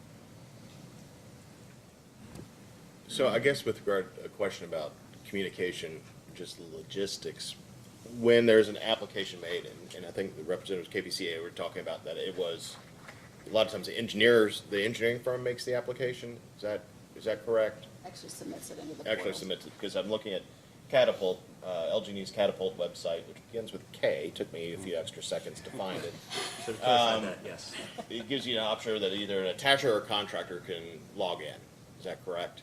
Yes, that's right. Okay, all right. And then so are those, so let's just say Charter's contractor makes an application, is Charter then able to log in and also take a look at that? Or? Yes, so Okay. Charter's account, just to use them as an example, they are set up as the attachment owner. Okay. And so they're the party that we have an attachment agreement with.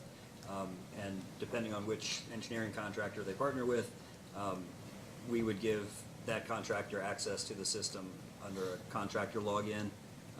And then Charter would give permission to that contractor to submit applications, create and submit applications on their behalf. And so the application is categorized by attachment owner, but also lists which entity actually submitted it, created and submitted it. Okay, and then with regard to communication, with LG&E, KU have an issue with an application or whatever, do they call the engineer? Or I guess the question is, does it go up to Charter and then from Charter down to the engineer, or just there's direct communication between? So the notification system within Catapult it functions very similar to email, where we have multiple parties copied on the message, and so both Charter and the contractor who submitted it would receive that notification. It might be getting way too much into the nitty-gritty, but it's just my curiosity that they got to that. So what are the failings of communication? Some of it, as you talked about, is who to contact, right? So I think even as you mentioned, even Charter has different folks, different leaders who may work on different aspects. And so I think for each of us to put together that virtual Rolodex, if you will, right, to connect all those people is an opportunity. And then the systems, right? So in Catapult, you have to go in and physically look for the message. It doesn't notify you that there is a message. We've run into some of the same issues in Alden 1. Is that what the co-ops use? Many of the co-ops use that, yeah. And they've been very good at working with us to get some of that resolved. But in general, getting the messages that are in the system from a construction perspective has been the hardest piece. Yeah, and I would add from, excuse me, from our perspective, Mr. Chairman, I would say the communication issue here is broader and is more proactive. It's not a back and forth about specific applications, but it's more about having an advanced notice of these large build-outs to allow us to ensure that we're resourced properly and that we can meet the need. For us, just having that heads up that says, hey, we know we're gonna do 10,000 polls in Muhlenberg County, or whatever county of your choice, having that notice is what's important to us. So, and I don't, and I'm not putting blame on anybody, but I know who won every single subcensus area from the RDOF, right? I know every single legal entity by name who won the RDOF, so it shouldn't be a surprise where people are going. Is that something where, I guess I would ask attachers, is that something where you guys are prioritizing them internally? So you may be going to Muhlenberg County, but it may not be until 2025 you're going to Muhlenberg County, so that conversation hasn't even come up. And it sounds like you guys are, with the co-ops, at least with applications or submitted applications, you all have those conversations about prioritizing those, or maybe even with the other attachers. But have you all had the conversation about saying, look, this is what we're already on a legal hook we're already on the hook to provide by X date these places, or we already have a contract with Scott County and Bourbon County or so-and-so, whatever it may be. These are the places we're coming, and these are the general time frames. Have those kind of conversations happened? So we actually take a twofold approach, and many of the leaders on the call for charter have been involved in those conversations. We try to have a leadership-to-leadership conversation with the poll owners to say that here's the footprint, here's what we're going to build, here's the timeline, and then we even go further, meeting with the engineers that work with the poll owners on the weekly calls, where we go through a list of projects and say, look, this one needs to be built before this one, so we set prioritization at the project level as well. So we're trying to have both of those conversations. I don't know about the other attachers. So let me just ask again, my naivete. I just real fast. So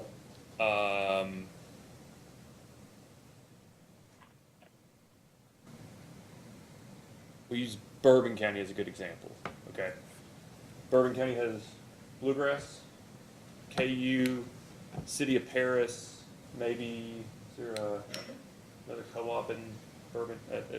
Those three, right? So you guys are, let's just say, we're going to go Bourbon County, we're going to go Bourbon County this time frame, right? It's not until, I'm just making up dates here, I'm just using Bourbon County because I know generally the utilities of Bourbon County. Hey, we're going to be there in early 2025, so like one year from now, okay? I hear whatever it is, concerns about survey work done by others as opposed to doing it ourselves. Is there an opportunity for it to be conveyed a year ahead to say, hey, we're going to Bourbon County next year, and I'm making this up, and these are my characterizations, I'm just a flippant person, I'm sorry. I know you don't like our surveys, why don't you all go ahead and do a survey a year out? I get that things can change between now and then. Go ahead and do the survey from a year out, have an appreciation for that approximately 5% of polls that we expect that need to be replaced. Maybe we do a once over again when it's time, but we can get getting ahead of the applications. Has there been any discussion about that? That kind of prospective communication is exactly what LG&E and KU is looking for.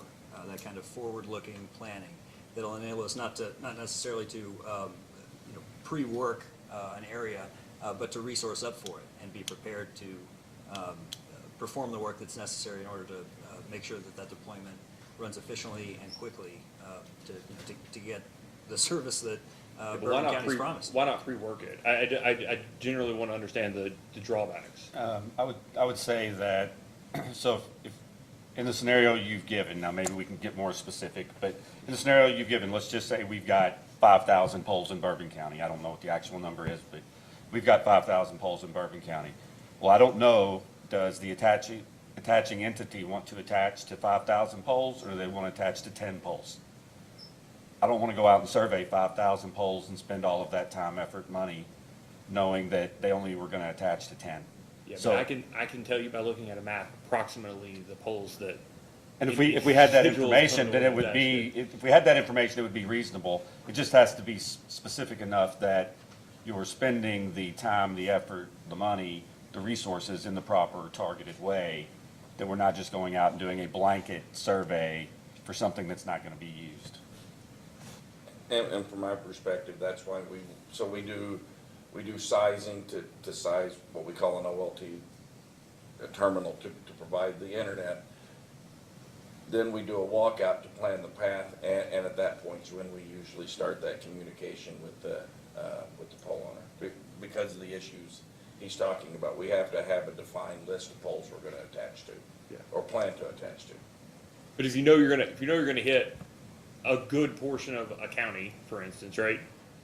Is there a real risk in terms of cost of going out and doing the survey, an interim survey of going, we know this pole needs to be, maybe even like a pre-red tagging situation. We know that pole has no communications left and we fully expect it to be one, and it's not in great shape. We're gonna go ahead and proactively, whatever it may be. Is there a real risk of doing that, given the pole replacement fund, any of these other things that are out there that are available, or even, maybe it's worth your all's time to say, we'll throw extra money if you're gonna get out there a year ahead, because time, that's the phrase I use, but time is money, you when it's spent. Is there a real drawback of that? So the two drawbacks that I would ask you to consider, so one, I just want to add on the communications point.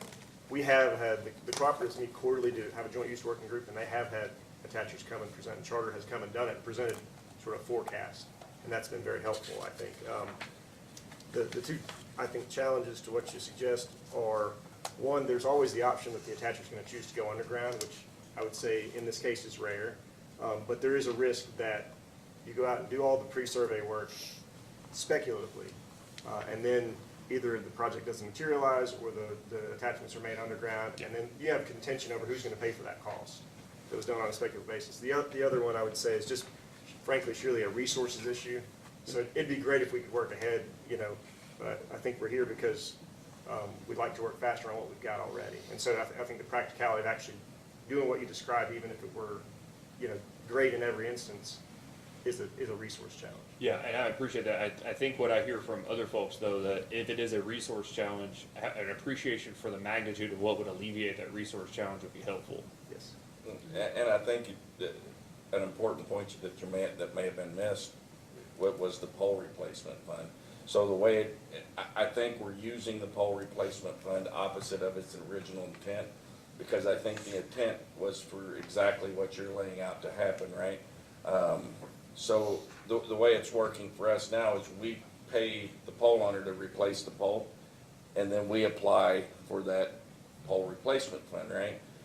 Realistically, the way it's set up was for the pole owner to proactively replace poles and then charge it to the fund for broadband. Yeah, I've learned a long time ago not to get in the business of looking at legislative intent unless I have to. So, not imputing on them what I think that, but I have appreciation that the money's there. Yep. The question is, everybody in this room or online is basically everybody that can take under that fund. So right. Whether it's being used or not, or if that's an opportunity, I'll leave that to you all. But this does seem to be the right group to have the conversation. So, anything else on communications, Mr. Penny? Do you have specific questions on this?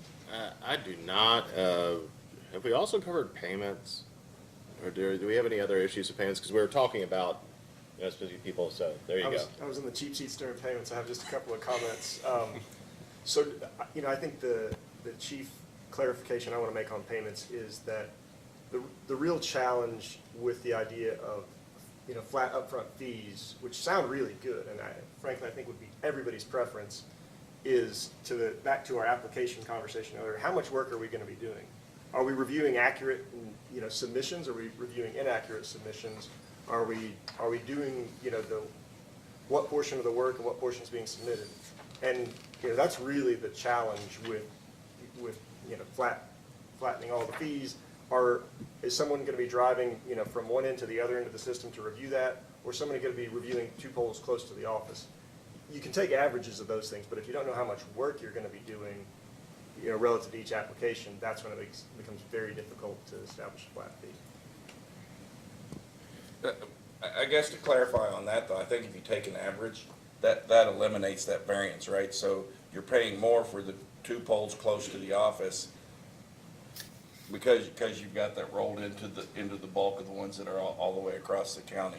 So I think the way averages work allows us to solve that problem, right? Yeah, well, and I would say if the scope of work is consistent, if the amount of, if the quality of the submission is good, and so you're looking at accurate information, and the amount of work to be done is the same, then you could average it out. It's the variability in the quality of review, I think was mentioned earlier. That's what makes it hard to charge flat fee. From the Kentucky Power perspective, we can give you an average, Yeah. but it's a different amount of work. If it's we go out there, we analyze the pole, and it's okay to attach as it stands, that's one engineering fee charge So for our contractor. when you do your If we go selection of out the there pole, and there's rearrangement work it'll that has zoom to you be to made, it. that's a different charge. You take your cursor and click on that pole. On the left-hand side, you should see a list of, Can you, we'll say, the types of folks from features. One of Farmers, them do you will want be mine to mute? transformer.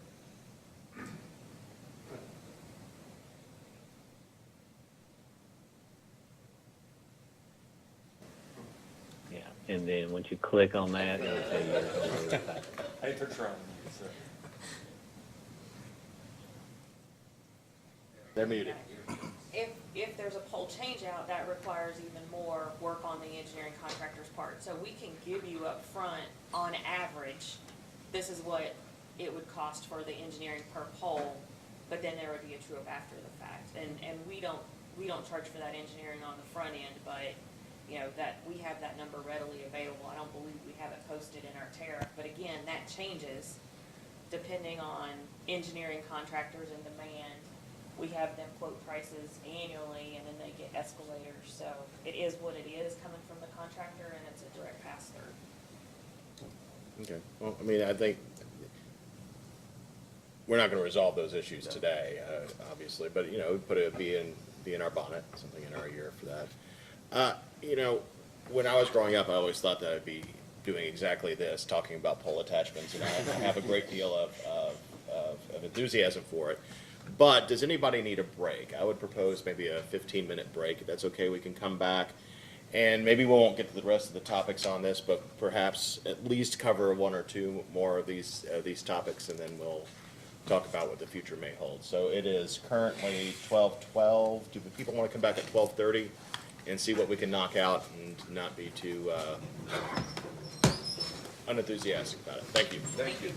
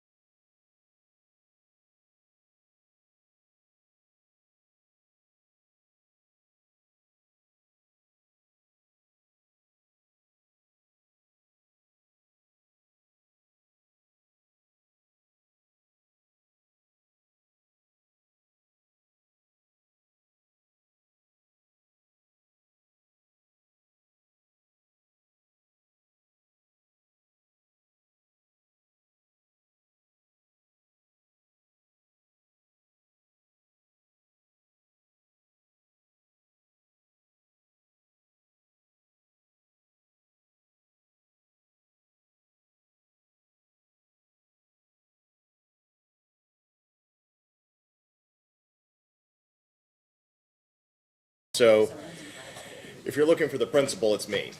And I think we can kind of move along. Like I said, this is an organic process.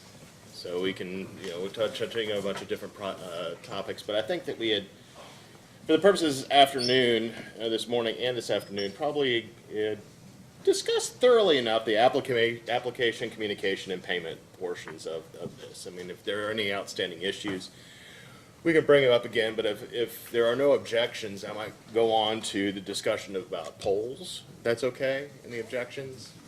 All right. So, and I'm going to approach this differently than what we did with the first topics. I'm just going to leave the players up here that are here. It seems like the majority of the conversation, it might be more efficient to keep you all up here. And if there are other people that wish to speak, they can, but I'm just going to keep it here with you all. One of the things that I'd heard about, and I think it was from Kentucky Power, log into their system, you can see the polls. Is the same thing true for LG and KU? Yes, that's how our application system is set up. Okay, and then does it vary by cooperative? It does. Many of the cooperatives have a system like that, but not all. Okay, and so then, what are then, I'll ask from the attacher's perspective, what are some, let's forget about red tag polls for the moment. What are some of the common issues with like poll identification or placement and like that have been encountered? I mean, I'll be honest, from our perspective, we haven't had huge issues. I mean, we do run into polls that can't be clearly identified. In Scott County, we ran into some polls that we identified as KU polls, turned out to be AT&T polls, and obviously that kind of stuff causes a delay. But I don't know that we have a good remedy for that. So I don't know that we have any specific details on this. Okay, all right. I mean, it's just that, I went down with the chairman to the committee. I can't remember what exactly its title. It's newer, so it has a lot of words on it. But we heard some testimony from both Charter and I think LG and KU, and also from the Scott County Judge Executive, and also from some of the maybe one of the contracting companies that does the line the line work itself. That there might be some issues with poll identification. I think one of the legislators brought up the idea of requiring utilities to have a publicly available database, not only just polls, but inspections. I understand the FCC had, in their recent order, said that that's not necessary, and that's not what I'm proposing. The Commission's not proposing at all. But it does get me to the some of the questions that we've raised up here. That I'll talk about red tag polls and bring that up in a second. But by and large, are polls tagged in GIS, like here, lat long, or whatever the different coordinates that they are? Is that the case for the majority of the poll owners? Yes, sir. Yes, sir. Okay. Again, I confess it's highly variable. Okay, yeah. Generally, yes, but not, there's certainly some that aren't as current. Yeah, and that's fair. I'm not pointing fingers. I can understand that could be the place. So getting back now we can, are there any issues about poll identification or location, just locating on a map, anything that anybody wants to discuss?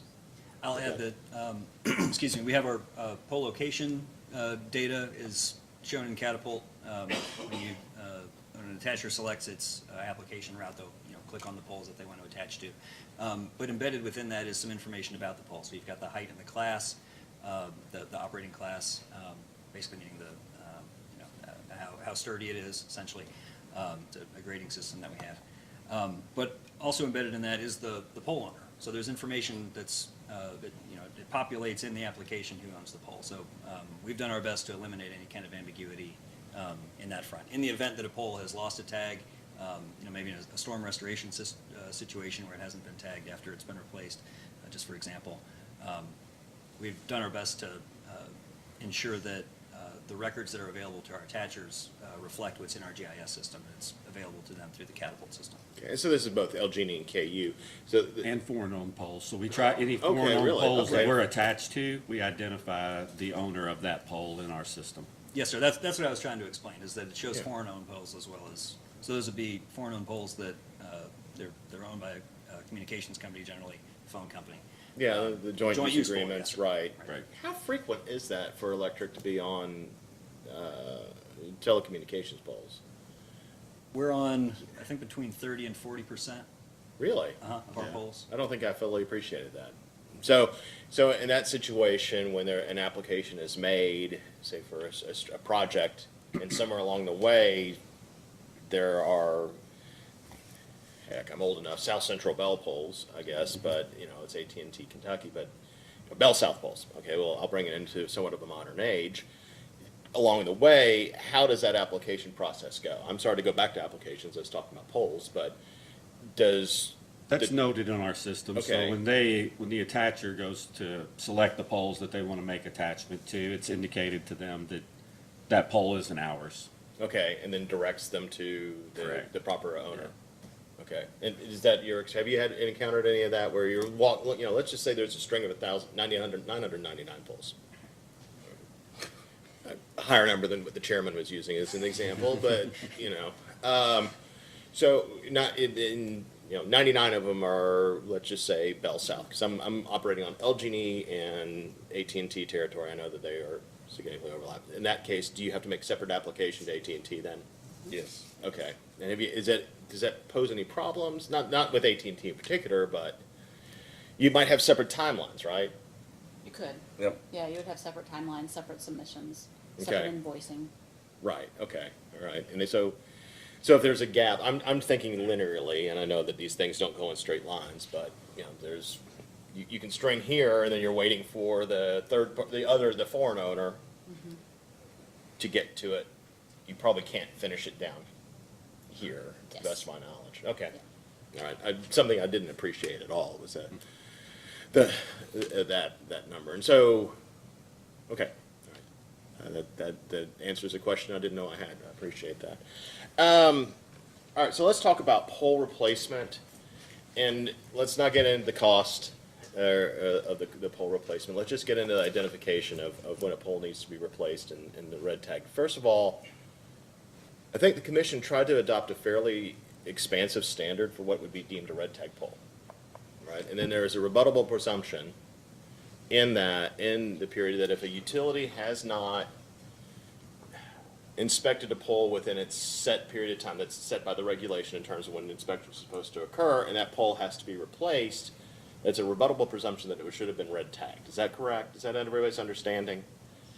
Has that been an issue with regard to poles that maybe need to be replaced?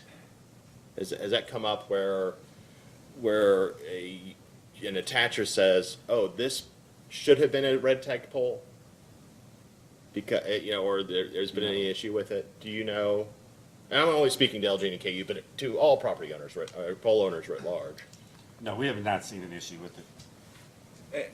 And I would say the same. We haven't seen an issue. The only time I know that it came up was with Shelby Energy, and they agreed to split the cost with us, and it worked fine from there. So I don't think that's an issue. Okay. And so I would add, if I could, just that, we've got somewhere in the neighborhood of 500,000 poles, and I checked our backlog before we come to this hearing yesterday, and we've got about 3,100 red tagged poles in KU and about 3,000 in LG&E, so about 6,100 total red tagged poles.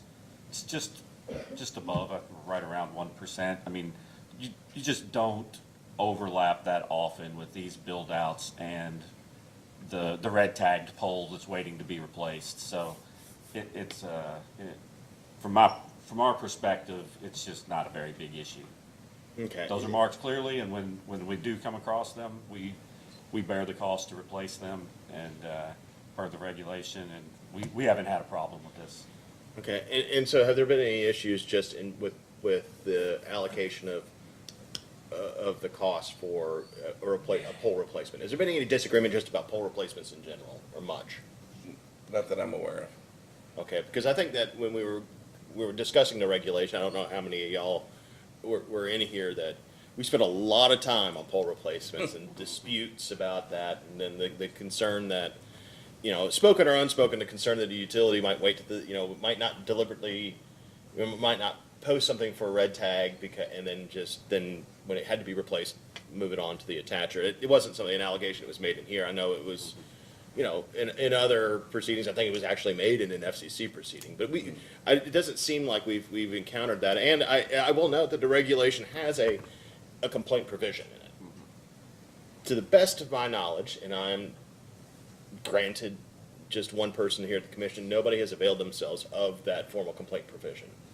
I don't think the utilities are aware of it. I don't think that any of the attachers have too. So, I like to say I govern by crisis. I don't know if it's a problem if a complaint has been filed, and so unless you tell me otherwise, we'll move on from the cost of, or like I said, we're not going to talk about cost. We've established that in the regulation, but any disputes over pole replacement. And that's not to say that it won't pop up later on, but I do note that the formal complaint process exists.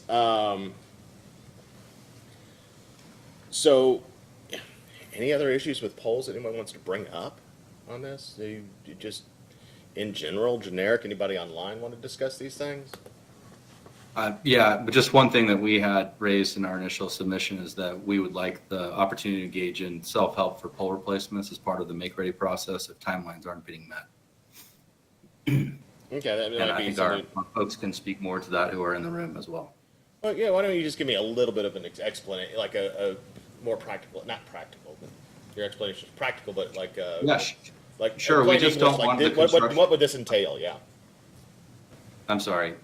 We just don't want the construction process to be slowed in light of pole replacements. We would like to be able to make sure that we can move forward with construction if an occasion arises where a pole cannot be replaced in a timely fashion. It's the same basic extension of the self-help remedy, just to encompass pole replacements as well. Okay. And perhaps folks there can add to that. So, in that situation, you know what? I think I'm going to roll this into. No, I'm not going to roll it into anything. So, in that situation, you're talking about the self-help for pole replacement. The attacher would have the self-help remedy not only to place a new pole, but then to move all the attachments, or would the attacher be able to place a new pole at the attacher's expense? So we're talking about a situation where a new pole needs to go up because of lack of communication space. Is that correct, Mr. Werner? Yeah, right, exactly. It would be basically just an extension of self-help for make-ready. It would just be one additional piece of make-ready. So installing the pole, moving the attachments using approved contractors. Okay. All right. Well, that is something that you all have raised, and it might be a topic of further discussion. But I understand where you're all coming from. What concerns from the utilities of such a thing? Yeah, I guess the chief concern among the co-ops would probably just be the issue of safety. And I know Chris Perry with the cooperatives may have a comment he wants to make to that effect at some point. But we've seen a rise in electrical contacts, and that's a concern. I think the issue of safety is always at the forefront of everyone's mind, but that's the chief concern with that procedure, based on what we've seen in recent increased activity. Yeah. Okay.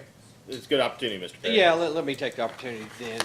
I've been around here for a long time. I grew up engineering operations world, and in this our world, we measure years in different ways by storms a lot of times. From an ice storm to a tornado to a flood to a windstorm, we do that a lot. But we also think about safety in regards to all those events as well. And we've been thinking about this a lot, and I've been talking to the insurance carrier for most cooperatives across the country.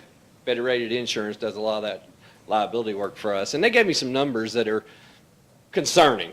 And we're even seeing this same thing happening in Kentucky right now. One thing I haven't heard us say yet here today is we haven't talked about safety. We've talked a lot about speed, and we understand that. We want to get broadband into our areas as well. But if you go back from 2018 to 21, communications contractors contacted electric lines only 6 times a year. That's for co-ops across the country. In 2022, it doubled, 13. In 2023, it went to 25. Now, that's a disturbing trend, and we're talking about going faster. Now, what we're finding is the contractors that we're working with, some of them are very inexperienced. I mean, this is a lot of new work. We're using more contractors, more engineering contractors. Everybody is trying to build up for this pace. We want to certainly make sure that we have the knowledge and the expertise out there to do this safely. Because when the ice storms come, which they will, and if you go back to the Ike and Ice report from 2009, one of the key contributors was improperly installed communications cables and guy wires. Now, those are big concerns that we have. As we speed this up, let's make sure that we don't lose sight of that. I think that's probably the most important point in this. Getting broadband to our customers is critical too, but we need to keep that in mind. So I just wanted to make that point as we do this, on the self-help remedies. That's got to be a concern. We can't just let this do work on our poles without us being part of it as well, because we got to maintain this. We still have the responsibility under all the codes and legal systems to maintain safety on our systems. So I appreciate that. Okay. All right. Okay.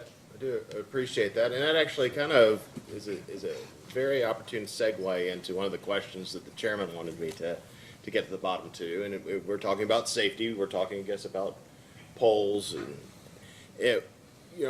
what would is there something that prevents an attacher just saying, going to the utility and saying, this is what we'd like to do.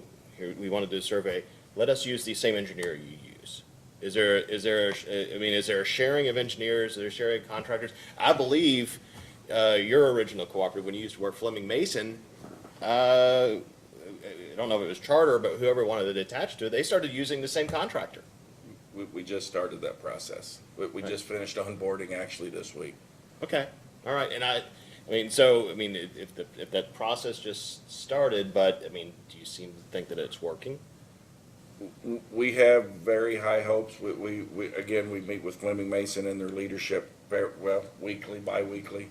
And the negotiated policy was if we'll use their power make-ready contractor as soon as we pay the estimate, that they'll let that contractor start not only doing the make-ready and pole replacement work, but will also allow us to start the communication build at the same time.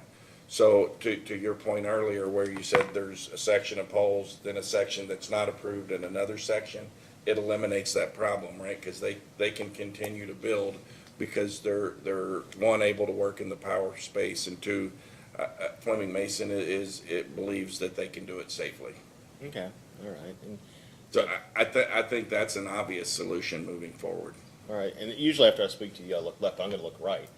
To my right, your left. But Kentucky Power, in not just Kentucky Power but AEP, it sounds like you have experience with. Do you have experience beyond Kentucky Power? Oh, yes. So I have all 11 states. Okay, so you do. Do you find that, or does Kentucky Power, AEP, try to work with attachers and maybe use the same contractor or engineer for the work?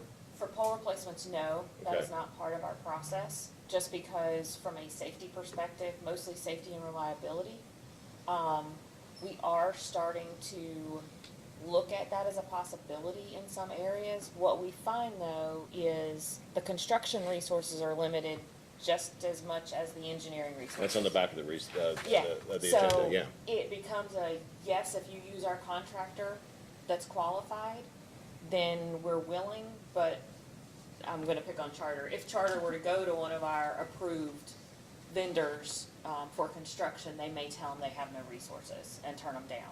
And that's not our doing, it's the. Yeah, I understand that there are practical limitations to that. So in that situation, we're just back to the normal. You have yours, you have your people go out and. That would be correct. And you wait upon the utility to do the pole replacement. Yep, correct. Like that. And I want to be clear, we're not wanting to sacrifice safety for speed. I guess our goal here would be to find a way to safely move faster. So, I mean, all the concerns that were just brought up, I think we have those same concerns. But we do believe there's some gaps that could be filled that would allow us to operate safely. I believe the Fleming Mason model's perfect and it doesn't work in every case, but those are options we should look at. Okay. Just to add to that, I don't think it should be part of the regs that says we have to do that. I would rather see the one-off conversations to allow that than to be mandated. Just because, let's face it, there are some bad actors out there that wouldn't use the appropriate. And so making that generalization, I'd rather have the option. Right, and I wasn't anticipating No. something coming down from on high. Yeah. I don't have the authority to make that decision anyway, but I don't think that anybody here would. I mean, you know, the more strict the rules, it just makes more work for everybody. Yes. Like for that time, and we're talking about just rubber meets the road, implementation of the tariffs as they are, regulations as they are. Maybe there could be some changes, either tariffs or interpretations. But it doesn't sound, to me, this does not sound like there's something, you know, that we lean into. But I'm just looking for experience. And granted, it's just a year. I mean, it really is. And so, I mean, and I understand that the time is of the essence. But, you know, we're looking. We're working to see if any changes are necessary. But so, you know, the cooperatives, LG and KU, you know, I know I spoke for Fleming Mason, but, you know, do you find that? Yeah, from the LG&E and KU standpoint, as long as we're using approved contractors, we're certainly open to the idea. In the, you know, we've been working back and forth on a high volume plan with Charter, and in that we contemplated using those approved contractors and ultimately decided that LG&E and KU would just do the work. So in that instance, it was decided not to do that. Okay. I mean, it may be something that's certainly on a case-by-case basis. I'm just thinking that, you know, I think there are provisions in the regulation for at least the self-help work, whatever it's do. You have to go to a list of the approved contractors in the first place. So, you know, I can understand. I just know Fleming Mason seems to, having heard from it, you know, third hand, that it seemed to be a good model, but it's not something that I think that I don't know practically could be required in every situation. I mean, to your point, yeah. The other thing I would add would be the material itself. Like I said, we're going on to number 6. Well, but no, I mean, like but that's it fits into that same piece, yeah. right? A pole is not always a pole.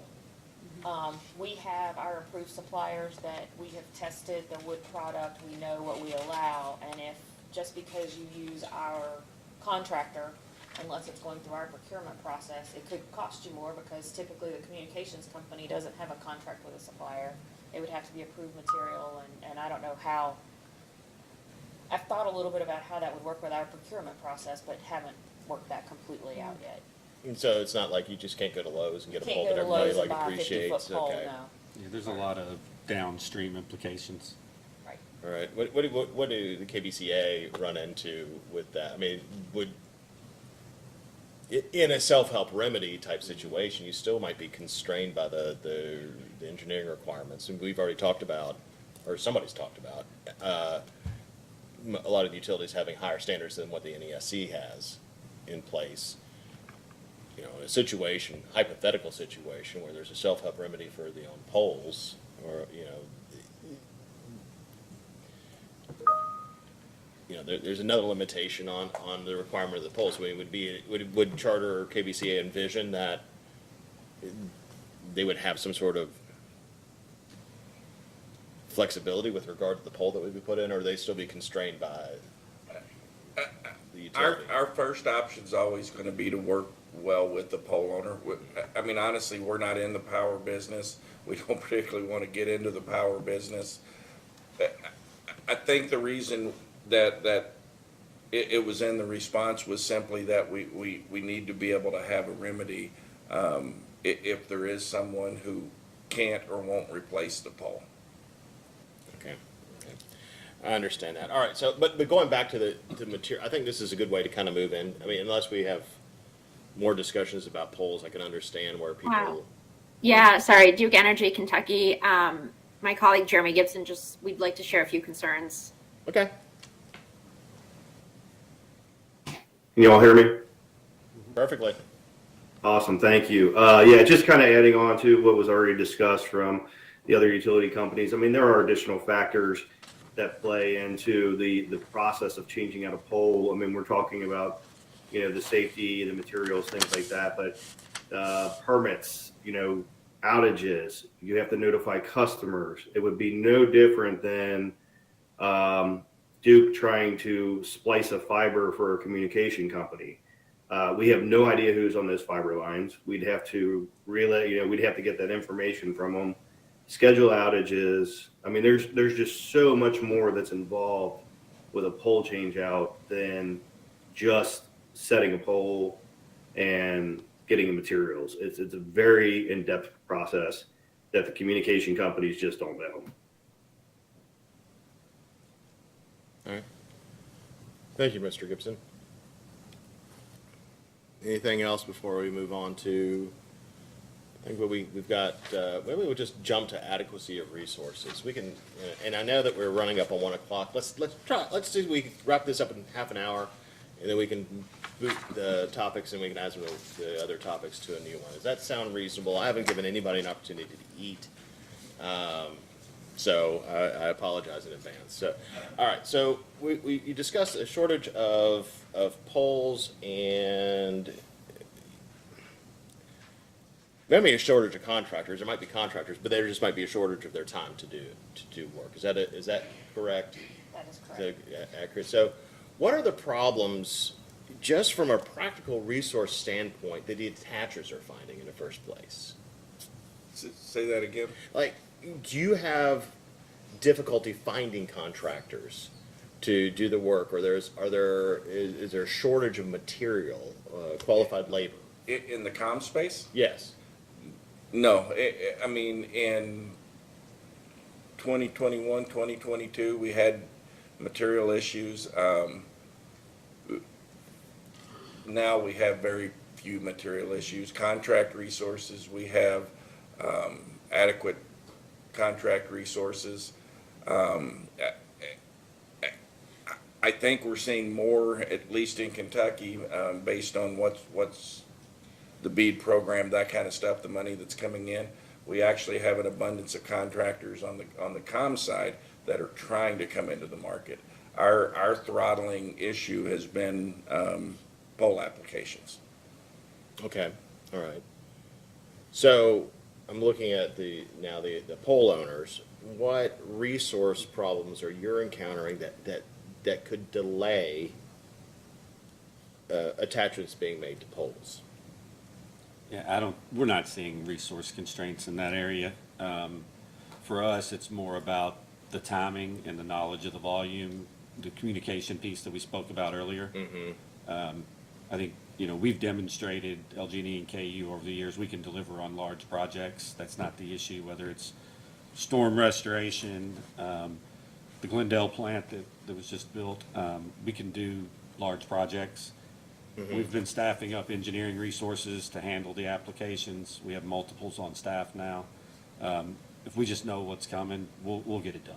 Okay, and appreciate LG&E and KU, largest utility. I mean, even though there are two utilities, yes, combined, obviously, that they're the largest in the state. But what about cooperatives? It's a little bit different to staff up on a permanent level for cooperatives that just can't, that may not have the margins to swallow that. It is, and to be candid, I made a joke in the break that the permit volume process today may be down because all the people who process permits are sitting in the room. And the point of that, of course, is that cooperatives. I just wanted to say, I'm from the government. I'm here to help. I mean, like. Well, and in all seriousness, the cooperatives are where everybody wears a lot of hats, and that's the reality. And so, I think this may give me a chance to amend my earlier comment on the applications. I want to be clear: we're not advocating. We're not trying to do the work. We're not trying to take the work. That's not the position of the cooperatives. That we want all of the engineering and construction work in the application process.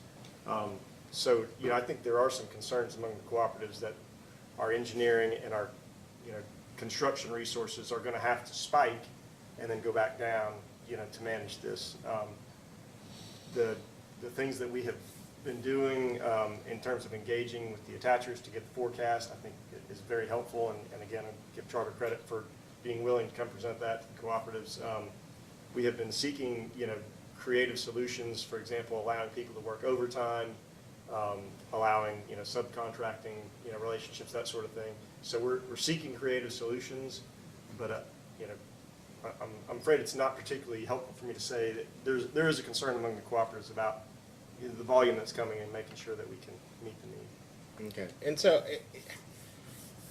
I'll take a step back. We'll talk about pole replacement, but in the sense of who's going to pay, and not by who's going to pay. I want to know about the pole replacement fund, right?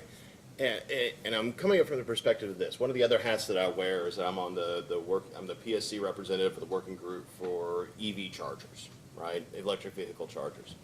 And one of the things we found is that there's a lot of money to buy these, fast chargers and to have them installed. But regardless of how much money there is, there's just simply not the amount of chargers available to buy into place.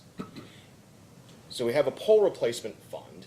And we can talk about the intent of what it was. The chairman didn't want to, and so I won't either. But let's just assume that it's for the replacement of poles to facilitate the rollout of broadband. The money's there. Are the poles there? I mean, you identify a pole. You identify your 6,100 poles across the two systems. Let's say they all need to be replaced to accommodate an attacher. Could you find 6,100 poles within the course of a year? Yeah, I mean, I'd have to talk to our supply No, chain okay, folks, of course, but I certainly, poles have not been the number one issue that we're having from a supply chain perspective when it comes to looking at material. There are concerns out there about transformers and those types of things, but that's not something that we're talking about here. To the best of my knowledge, I certainly believe we should be able to purchase poles. Okay.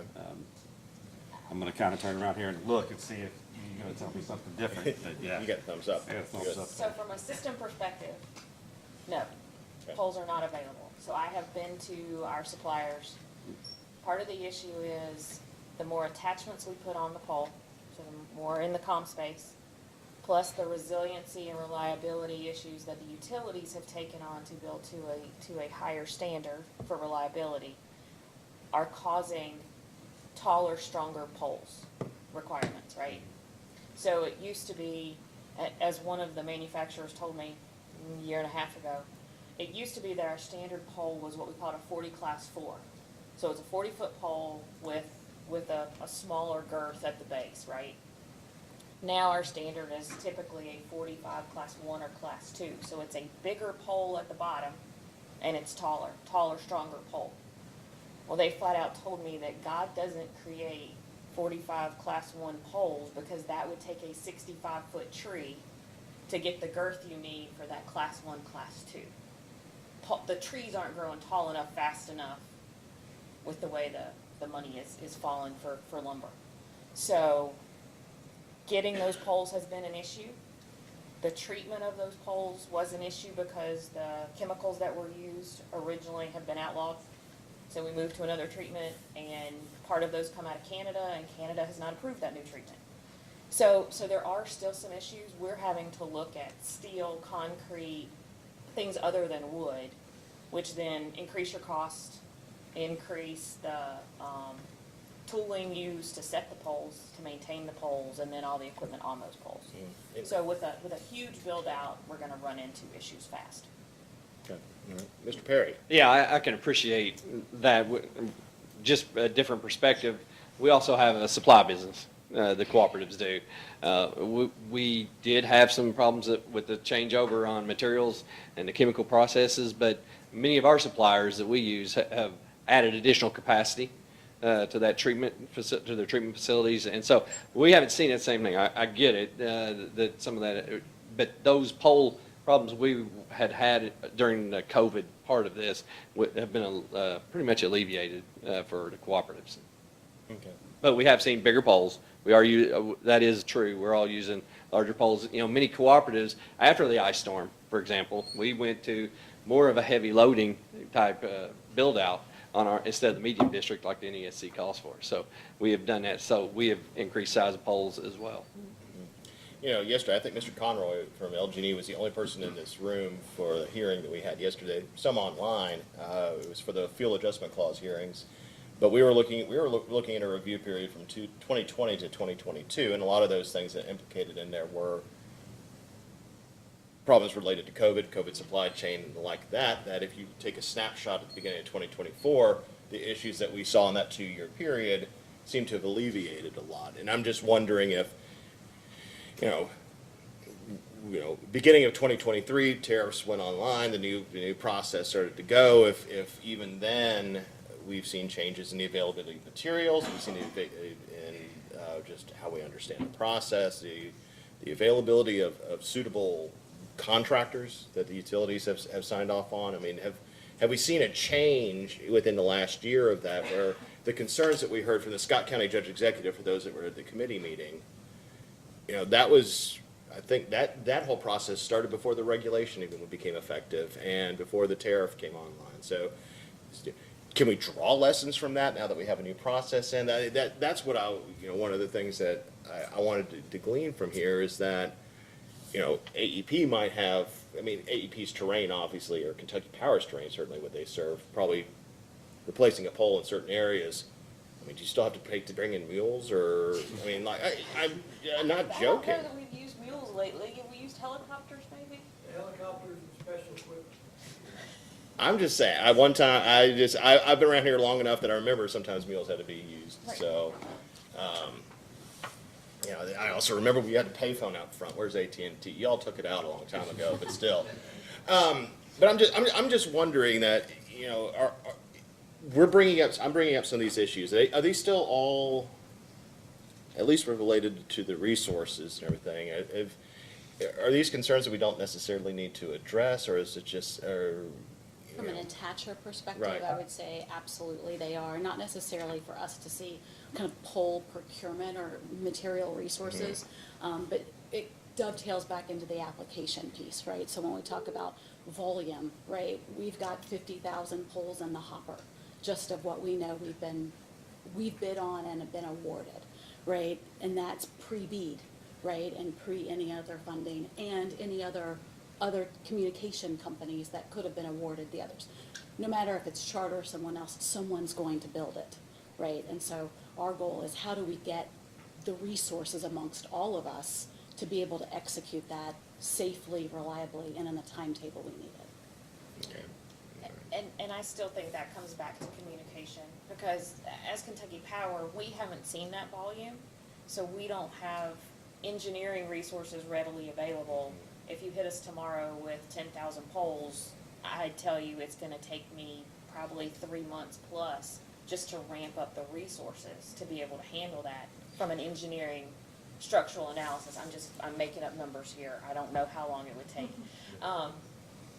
But I can't have them on the ground tomorrow. It's not just they're sitting on a shelf, add water, and here I've got resources. Same thing on the construction side. Knowing when I start the engineering, I could start looking at construction crews, but again, it has to be crews that are qualified to work in the electrical space, which is very different from a communications worker. You can't just pick them up off the side of the street. Not that that's where you get communications workers, but there's still training that's involved because of the safety, the reliability, using the tools. Right. I remember there was somebody in financial analysis that used to work here whose son-in-law started trained to install fiber, I think for Sprint or I can't remember, maybe one of the cable installers. And he was doing his training and he came back down from the ladder and said, "How did I do?" He's like, "Well, you died 3 times." And I can appreciate that there's a lot of money to be had working on it as a line person, but the training, It's hard work. it's hard and it's dangerous work. Right. So I can appreciate that. So, to do it correctly, and we have the increasing contacts, I can understand and appreciate the concerns for that. So, I think we have covered a lot of these topics, we're closing in on 1:30, but there's one thing, can we dispense quickly with any insurance, or the bonding requirements? Is that posed a large issue for the attachers? Well, before we leave the resource point, there was some discussion, and it was encouraging, about certain large utilities' ability to handle large orders. But I'd like the charter folks to weigh in on what, the real world experience has been with the larger utilities when it comes to processing really large orders. So, Mr. Warner, when you mean large orders, do you mean those that exceed in Kentucky the 1,000 poles, or are you talking about the large order Right. of 300 to 1,000? Right. No, there was just discussion of, yes, exactly, the over 1,000. Okay, all right.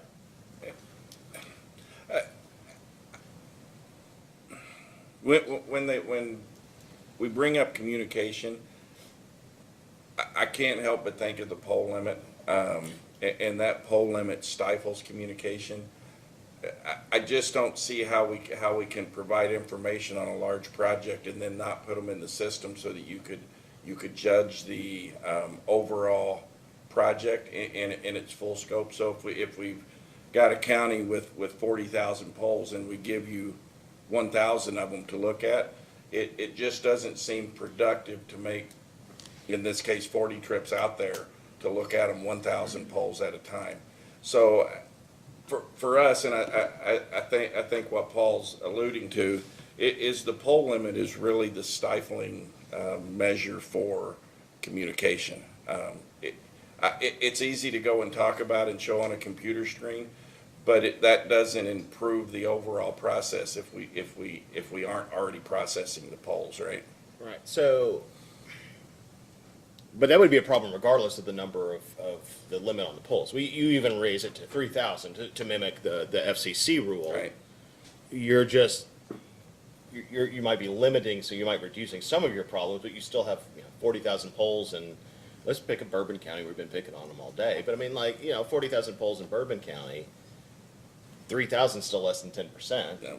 1,000 even less than that. But so in that situation, are you proposing a change to the system where you could, in the system's individual to each utility, a system where you could be like, okay, here's 1,000, but just to let you know, in this system where we have all these here, so be prepared. Is that what you would be proposing, or do you have a proposal, or you just? No, I really think, much like we work with the co-ops, we should be able to give the entirety of what we have ready to go. Let them look at it. We'll to the point earlier, let them look at it. We'll set priorities. We'll work with them on timelines. But to limit the scope of the project, and I'm not a politician or an attorney, so I don't know how we would arise at 1,000 or 3,000. And given the scope of the project, I think you're correct. Both of those numbers are wrong. And I would encourage a no limit approach, right? Look at everything and let's figure out how to get from point A to point B and to the point earlier safely. Okay, all right. And I think maybe from a specifics piece, right, is that we talk kind of about the cap, and I'll be specific to kind of KU and that component, right? So what Tracy's alluding to is that when you cap the system at 1,000, right, we don't have a lot of great just systematic conversation on those large to be able to handle them truly well. So, Mr. Petty, if I may, this is Eric Langley. One thing that we're glossing over in this conversation is that both the commission's rules and the existing tariffs specifically contemplate that there would be a separately negotiated high-volume deployment plan when there are these deployments that are going to exceed 1,000 poles. And so the issues that the charter is raising are good issues and important issues, but they are issues that ought to be addressed and are best addressed, and in fact are currently being addressed through the negotiation of a high volume deployment plan.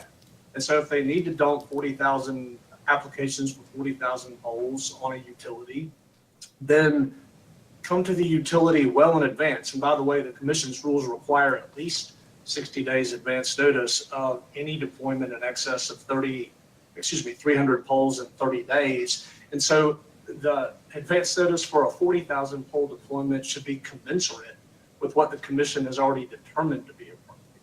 But these high volume plans are critical to both meeting the needs of the broadband companies while at the same time preserving the safety and reliability of the system.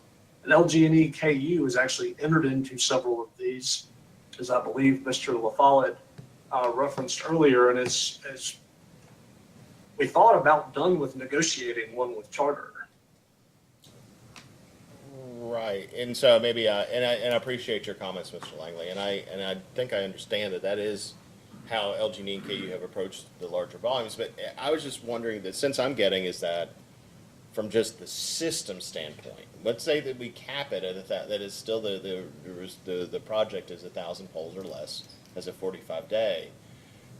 To the attacher making the application in the system,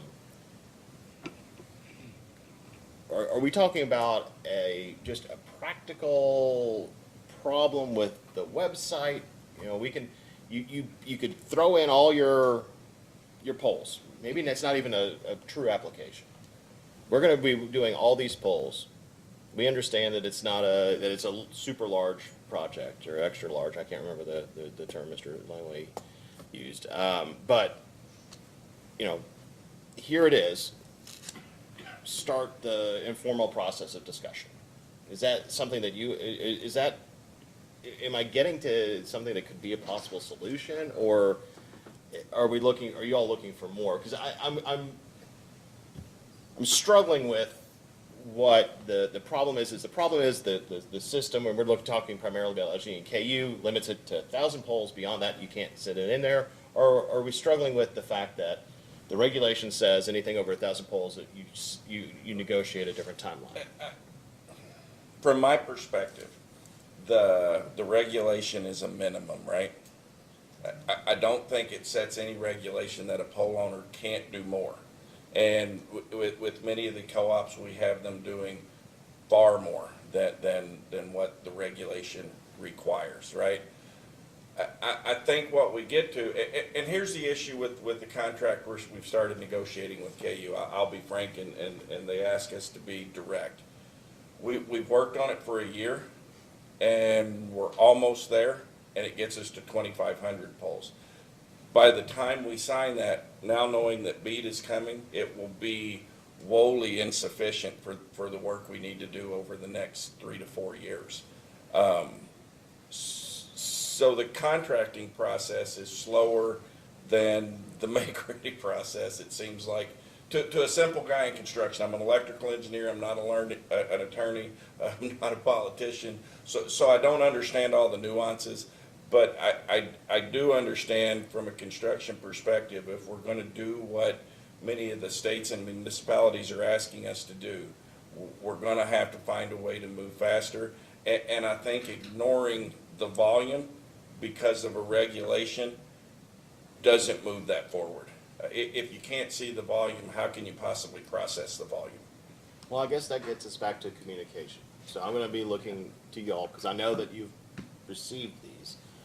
What kind of a communication, I guess, outside of the catapult system, do you all have with attachers for these, you know, the extra volume applications or extra volume applications? Yeah, so a couple of things there, and I don't want to get into negotiating our high volume plan in public, but Please no. that's the first time I've heard 2,500 wasn't an adequate number, so. That's sense. you and you all. Just, No, you know, sorry, I apologize. No, it's No, okay. that's okay. But yeah, so, you know, we're not looking for necessarily the attacher to submit, you know, whatever 50,000 polls they have all in the system at one time. What we're talking about when it comes to communication is just a less formal meeting of the minds, if you will, that's just a more broad, hey, we're going to be in this county in this time frame with this many polls. Because we're not trying to do the engineering on those polls this second. What I'm trying to do is know what the resource requirement is, right? I want to know I can ramp up the right amount of resources at the right time to meet the needs and meet the timelines that are prescribed in the tariff or that are agreed upon in the high volume plan, whichever way. But the communication is really more for that, because with an unlimited number, with an open-ended, I have to carry also an unlimited number of resources all the time, right? So the idea is that we have contracting companies on staff, engineering firms on staff, and if we know roughly the volume at any given period, I can make sure that we're ready to do that volume in that given period and meet the timeline. It's really that simple. It's not, I don't see it as a limitation of the system at all. Well, but I think you said, an informal process. Well, why not make it formal? Why not have on the Catapult website or LG and KU's website somewhere, or even the tariff site, for these larger, things, please contact this person or these things. Absolutely. Yeah, no, I have no you talk about objection. informal, and I think no objection to that at all. No, I'm just saying it's like, the regulation sets out certain processes, but heck, I could write a new regulation today or make changes to it today, and we're still months away from it becoming effective. It's or a year depending upon how things go. So it's not like, I wave a wand and fix things right away. But the utilities have the ability to sometimes take a look at their tariffs and say, okay, it can be a Scrivener change. It's like, here's the contact information or something like that. I'm not suggesting that. I'm just saying that these are possible solutions. So in lieu of raising a cap or anything like that, there could be the informal ways, but could be a little more formalized, I guess, is the best way to put it. Sure. I don't know. This is the first discussion we have. Ms. Judd, I'm sorry. I know Mr. LaFollette's behind it, but you cocked your head like you wanted to say something. Is there? Oh, I'm just trying to see it. Okay, sorry. There's some body languages. I can't tell if people are falling asleep. I'm sitting directly behind him, and sometimes I'm moving so I can see. I just know if people are falling asleep and jerking awake, or if I'd said something particularly offensive at the time. And both things could be true at the same time, so we'll see. All right, we're coming up on 1:30. I think that we've plowed some ground. We've probably replowed some of it at this time. Does anybody have any other concerns at this time? I think the chairman made it clear this is the first of a few meetings that we're going to try to have to come to determine if any changes, what might be necessary. Sometimes nobody in here comes from the back, telecom back. Well, Mr. Depp does. He's been in here before. Where when the commission regulated telecom, sometimes there would be this dispute that would be out there, and then they would come into a conference room, and it would simply they could resolve it because one person would talk to the other and be like, oh, this person from Brandenburg didn't talk to this person from AT&T, and now that they're in the same room. I'm not suggesting that we've solved all the problems, but I think that this can be constructive. Agreed. With some of that. So, like I said, there will not be a memorandum coming out of this. I will do the best that I can to come up with a list of the attendees, both online and in person, and post that to the case file. For the rural, local, and exchange carriers that are on there, the commission is aware of your concerns about ongoing participation in the cost, and the commission will address some of those concerns, coming on. So that is what I've had to say. Is there anything else anybody else wants to say? I just wanted to add the one item we didn't discuss. If we're going to do that next time, if there's going to be another meeting or whatever, that's fine. The unauthorized attachment issue. It was mentioned earlier that there hadn't been a lot of discussion about the safety and reliability in here today. It had been more process and payment and stuff like that. But one concern that we definitely have with LG&E and KU, or at LG&E and KU, is the unauthorized attachment issue. We believe there's a very big safety concern out there and potential reliability concern, and that needs to be addressed. Okay. All right, we'll make sure that will certainly be a topic that we carry over to the next conversation. I'll put it first. Thanks, sir. Well, actually, I don't have any control over it. I'll try to. All right. So, is there anything else? Yes, this is Jeremy Gibson online. I just wanted to kind of note to the commission again. We're talking here. It sounds like LG, EKU, and Charter. The numbers we're talking obviously are quite significant with BEAD rollout coming, the money related to that, how I'd like to get the commission's thoughts on eventually how do they anticipate utilities to not just drink from the fire hose, but from the hydrant when you have multiple companies approaching you with numbers that like that, and there's just not resources. At what point is there a come to Jesus moment like, hey, there's so much work going on, there's so much companies, and there's only so many people, there's going to be a breaking point. And I say that because company-wide with Duke, just 2 years ago, we received approximately 50,000 pole attachments. Just in the state of Indiana last year, we almost surpassed that, just in Indiana. So, and that's prior to BEAD rolling out. So it's only going to get worse. There's going to be more companies taking money, permitting. It just seems like there's a bigger problem that we're not looking at here. We're looking at what's in front of us and not potentially what's coming down the pipe. All right, topics to be taken up next thing. Thank you very much, Mr. Gibson. I'm sure that I know that some of the commissioners are on here and that the chairman is aware of what we're discussing. So certainly things to put before the commission. Like I said, I think the chairman said at the very beginning this regulation started being drafted in 2018. That was 5 years ago. And so, the landscape has changed, so we'll see how things go from that. That being said, Mr. Gibson's comments, are there any other comments here today? It's 1:31. We overshot it by a minute. I tried my best. So thank you all very much for coming here. Thank you for the candid conversation we had. Hopefully it's the beginning of a few more, and we can maybe come to some useful talks after this. Thank you. Thank you.